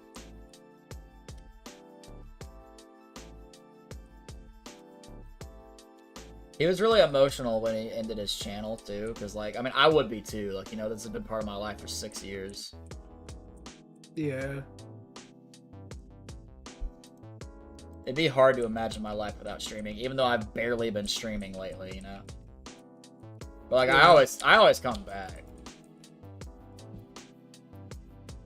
It's mostly just like the interactions that you have with people. Yeah. If Like, I ever probably wouldn't have become friends if you weren't streaming. That's true. I mean, like, how did we ever meet, you know? Yeah, exactly. Like, if I ever did stop streaming, I'd still be very active in my Discord, a lot more than I am now, because, you know, like, I wouldn't be streaming. I'd still talk to people every day, but, like, it wouldn't be the same. Yeah. Kind of teared up watching that. I met most of you all during COVID, or, like, a year or two before. Yeah, dude, it's crazy, man. And there's so many people that have stopped streaming. Yep. People who barely stream. New Super Sentai dropped the poster and it looks cool. Yeah. Oh, interesting.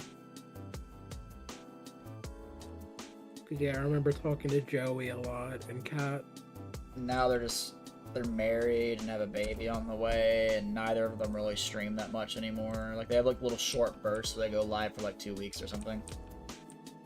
Yeah, pretty much. I miss them both. They're both great people.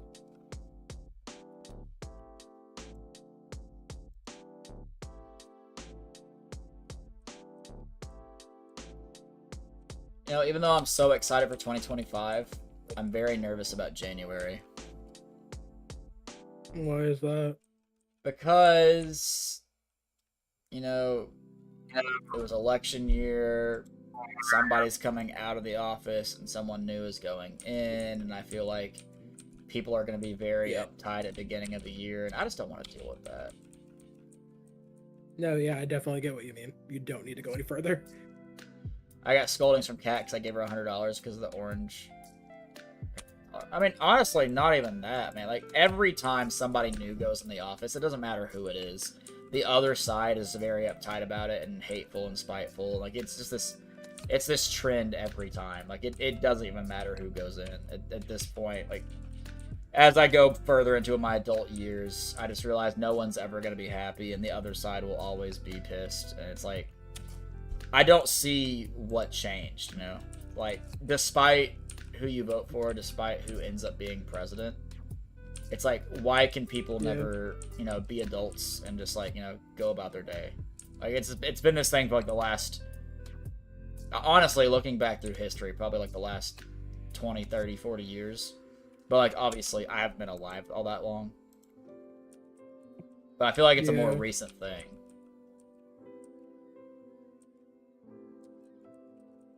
It's like no one can ever disagree anymore. Like, I feel like it'll just keep happening. It will. It's just people have somehow learned to not disagree. Like, they have to vilify the other side. Like, I just don't get it. Yeah. Loom says things weren't this crazy when I was your age. Now, I'm older, but not much, dude. Like, yeah, you're in your 30s, man. Like, I don't know. Like, how I see it, and not to make my stream political, because, you know, like, one of my rules on my stream is I don't get political, and neither does anybody in my stream. But, like, Yeah. being vague about it, left wing, right wing, it's the same freaking bird. So, like, I don't see why people have to criticize the other wing, you know? Yeah. I just, it makes no sense to me. I just want people to get along. World's always been crazy, but it's just so in your face more than it used to. I mean, I agree with that. And see, like, that's the thing, you know? Like, I don't mind talking politics. I don't mind having a courteous and respectful, like, conversation slash debate with somebody. As But long as it's courteous. Yeah, and most people don't know how to do that anymore. Like, one of my buddies, his name's Jake. We agree on a lot of things. There's also some things we disagree on. And whenever we disagree, we both, like, make it a thing to really drive our point home and, like, really clash, but in a respectful way. Like, we have debates every so often about anything. It could be about Yu-Gi-Oh! It could be about, I don't know, like, religion or, like, world things. And, like, we'll talk about it. And, like, I'll even make sure I, like, tell him, like, hey, by the way, like, I'm not trying to be, like, you know, a douchebag or anything. Like, I respect your opinion. Like, I'm just having this debate with you. And he's like, yeah, 100%, of course. I'm like, we'll talk about it. And, like, every time we do that, we talk for hours. Like, there was one night, like, just 2 weeks ago where I think we talked for 3 hours about, like, religion or something. I don't remember what it was. I think we, like, transitioned from thing to thing to thing, and it somehow ended up on religion. But, like, him and I will have conversations like that, and I'm all for those conversations because they're so deep, and you can make connections, and you can, like, try and, like, see things from other perspectives. And I think it's a really healthy conversation. But, like, most people will be like, nah, you're wrong, I don't want to talk to you, you're dumb, you're, like, an idiot, you're a loser, like, you don't know what you're talking about, blah blah blah blah. Like, just, it automatically turns to insults because people are so close-minded, and I can't stand it. Yeah. I wish I had friends like that. Me and my friends just try to hang out every Saturday. Like, I mean, most of the time when him and I hang out, it's not conversations like that. It's just every so often something like that will come up. And we have a very courteous and respectful, like, you know, conversation about it. And I feel like if everyone in America could do that, or just the world in general, but, like, specifically America, it'd be a lot better place when it come time, like, for, like, election time. People would actually be excited to go and vote. Yeah. Tell me. And at the end of the day, like, you know, I could care less who wins, quite honestly. Like, I'll cast my vote. If the person I voted for didn't get in, whatever. You know, it wasn't meant to be. If they do, cool. It's not gonna, like, you know, they're not gonna call me up on the phone and say, hey, thank you so much for your vote. Like, they don't know I exist, you know? I'm just a number in the system to them. But, like, at the end of the day, we're all just people, and even if we think differently, like, you know, it shouldn't matter if someone voted differently than you. All that should matter is that, like, you can come together and have a respectful discord, and if you think differently, cool. At least you guys expressed your opinion, you know? Yeah.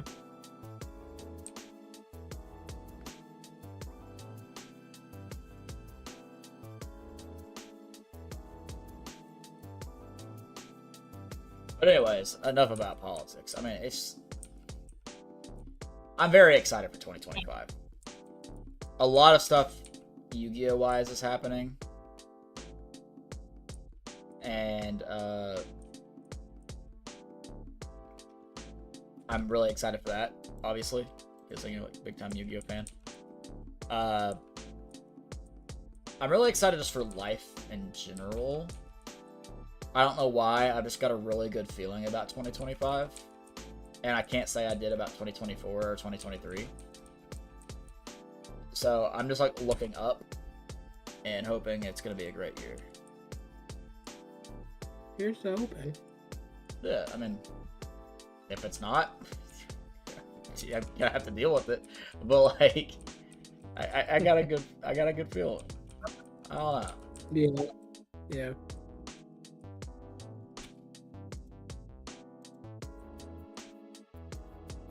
You want to get a booster box of the EVTCG terrestrialized cards? What is that?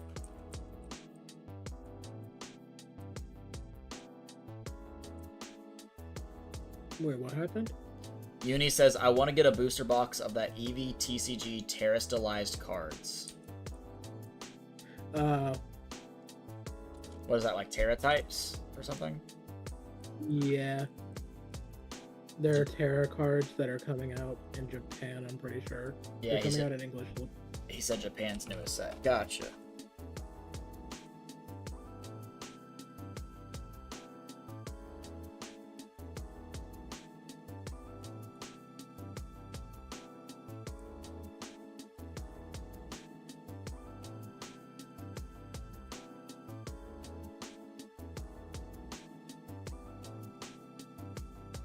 Expensive, dude. I want to find an Asian English, because you know it's in English, quarter century secret rare ancient gear dark golem, but every time I try and find them online they're sold out. I cannot find it.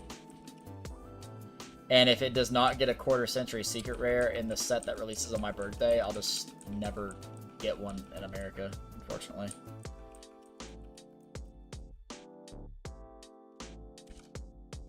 You know what's wild to me? What's that? In official tournaments for Yu-Gi-Oh!, the TCG, or the Western world, is not able to use Asian English cards, because even though they're in English, they're still in Asian-bound countries, therefore they're considered OCG cards, or the original card game, and can only be used in OCG-sanctioned events.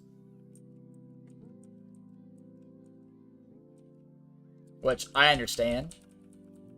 But like if it's in English, and you know, all the cards I play against here in the TCG are in English, why can't I use that English card that has a higher rarity and looks better?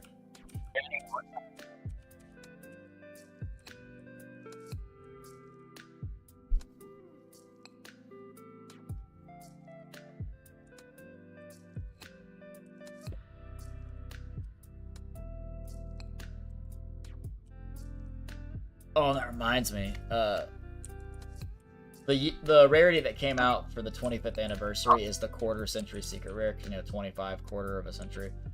There's a Yugi tuber, I forget which one, and he was collecting every quarter century secret rare that was released just to have them all, you know, because they were always going to be a limited time thing. And the last four like big reprint sets had so many of them. Like this last one had over 200 quarter century secret rares in it, and I can only imagine, because he was doing like a video series on collecting them all, the turmoil he has had to go through collecting all these. I can only imagine. Just 30 damage for every benched electric basic you have, so in the end if your bench is full it does 90. Dang.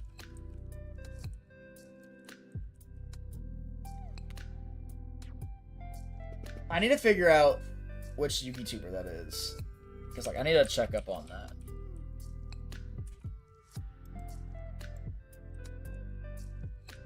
It sounds hype, but I just hear words and then Yu-Gi-Oh!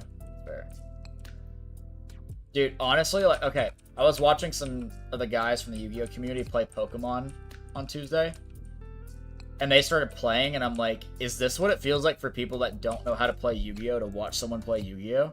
Or to hear someone talk about it? Because, like, it all sounded foreign to me. I could not understand a word they were saying. Like, I understood the words coming out of their mouth, I just didn't know what it meant. And, like, I was flabbergasted, bro. I was like, this is wild to me. Were they doing, like, Scarlet and Violet, or was it... I don't know. They were just playing the Pokemon trading card game. Yeah, that makes sense. I just didn't understand a lick of it Oh no, I don't understand the TCG at all. for Pokemon. No. I like the cards and they look pretty. That's all that I know. I'm waiting for the day that the Yu-Gi-Oh! Trading card game gets extended arts or full arts. But I don't know if that's ever going to happen. But, like, Yu-Gi-Oh! Rush Duel, different game, but still Yu-Gi-Oh! They have extended arts and full arts, and they look amazing. What's up, Skyfall? Do I have Pokemon Scarlet? No, I swore off buying new Pokemon after Sword and Shield because I've been very disappointed with new Pokemon. So I've just been playing old Pokemon. I've heard it's good, but like, yeah. Thank you for your time. No problem.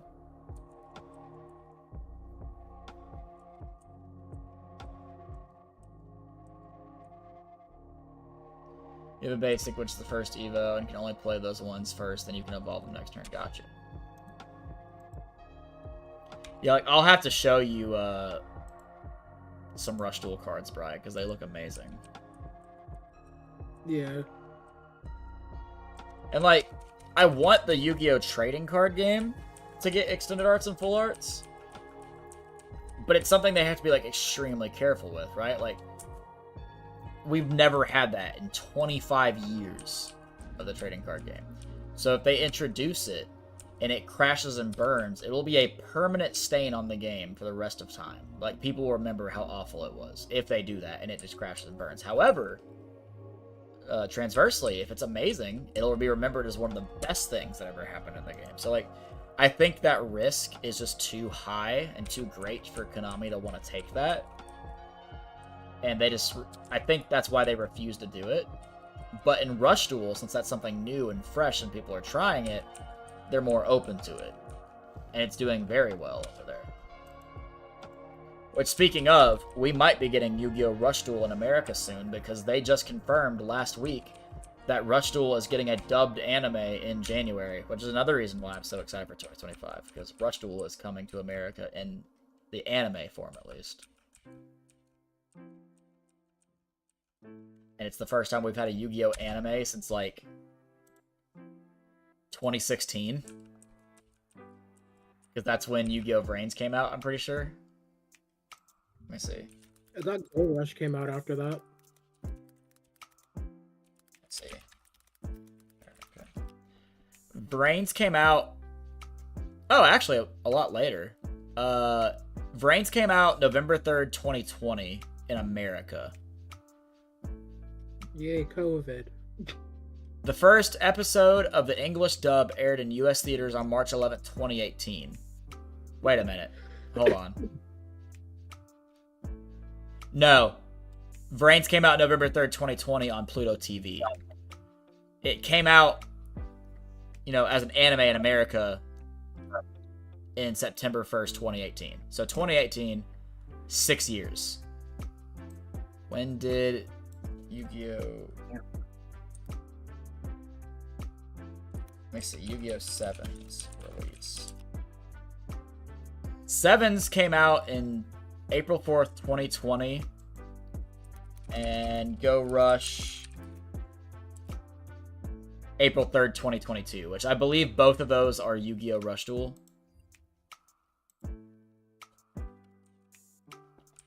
So we haven't had an anime in like 6 years in America, which is crazy.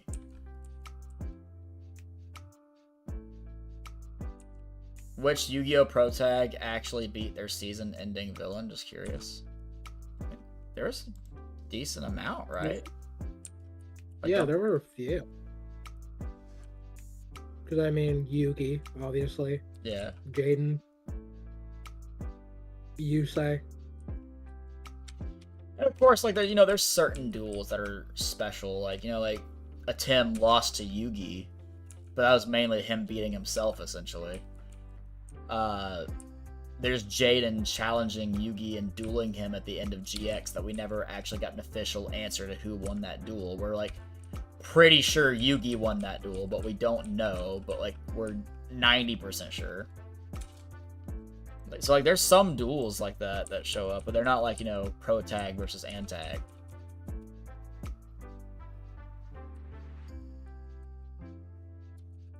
Like even in Zexal, Astral is battling Yuma.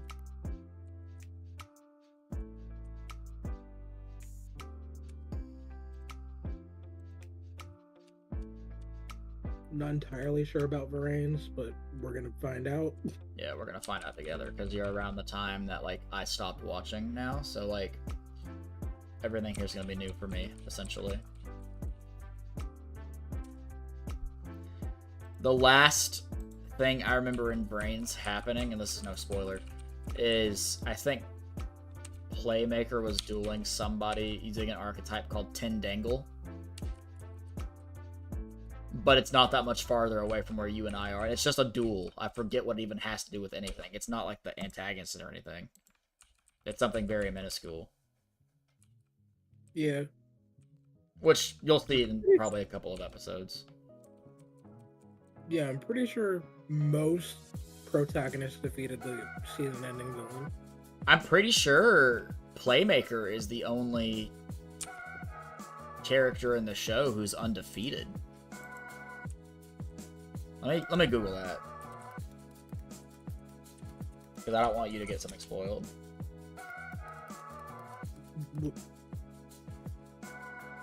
Yeah, Yugi lost. Well, yeah, he still lost. According to the main... Sorry, I didn't mean to cut you off. I was gonna say, are we including filler in that? Because Yugi did lose, but... True. According to the main storyline of Yu-Gi-Oh! Brains, Playmaker is never shown to lose a single duel on screen. On screen. That's the keyword. Yeah, so he has lost. It's just never on screen. Yeah.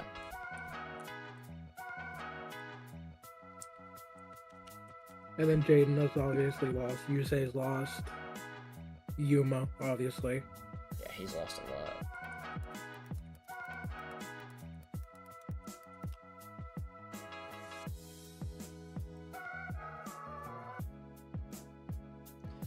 Apparently, Yugi has lost 6 duels. His first loss to Pegasus. Then he loses to Kaiba because he forfeits the match. Because Kaiba's like, hey, yo, I'll end it if you beat me. He surrendered to Rebecca. Yeah. He loses to Joey on purpose to free him from Merrick's mind control. It is speculated that he loses to Joey and gives him back the Red Eyes Black Dragon, however, it's never shown. And then he loses to Raphael during the Silver Calcos. Yo, Heath! Of course, we talking Yukimons all day, every day. Heath Bar. All day, every day. I miss you, Heath.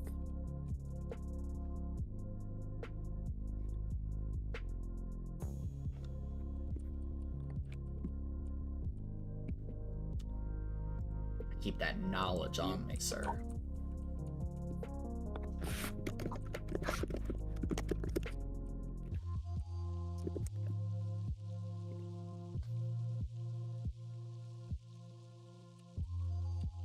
I just got so dyslexic for a second. I thought Heath said, "Was good, lemons."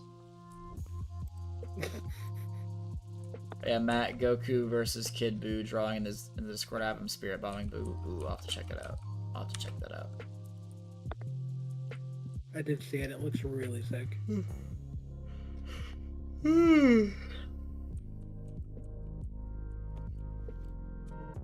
One day I'll be able to play Sparking Zero.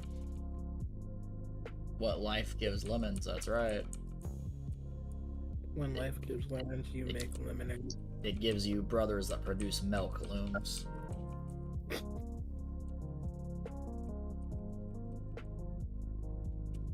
The angle for Boo, I had a hard time judging how small I had to make Goku.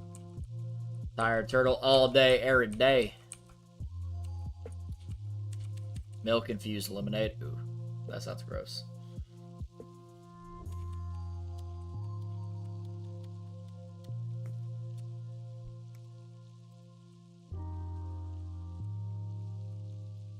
Heath gifted a membership to J-Rod. I haven't seen J-Rod in a bit.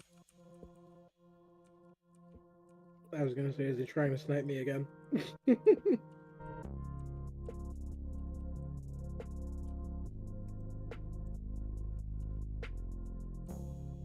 They're crossbeats, that's right. J-Rod, dude, J-Rod's like, that's an old one.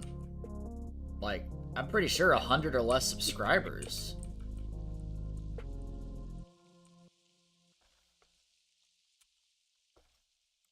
I know you too well, Heath. Heath was like, I don't think we can tee-hee our way out of this one, girls. The snipe did not go as planned.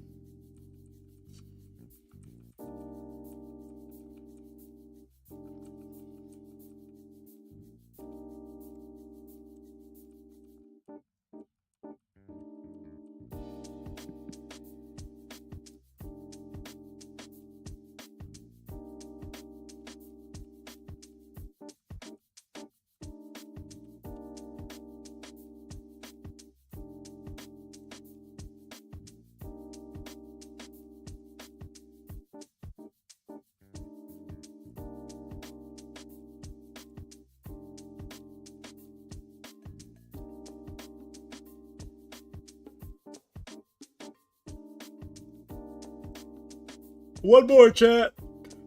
One more. One more. Let's get it. Come on, Treecko. Shine right here at 10,800. Come on. Come on. Come on. Hey, it's not shiny. Alright, chat. I'm tired. You guys take it easy. Have a good one. See you when I see you. Peace.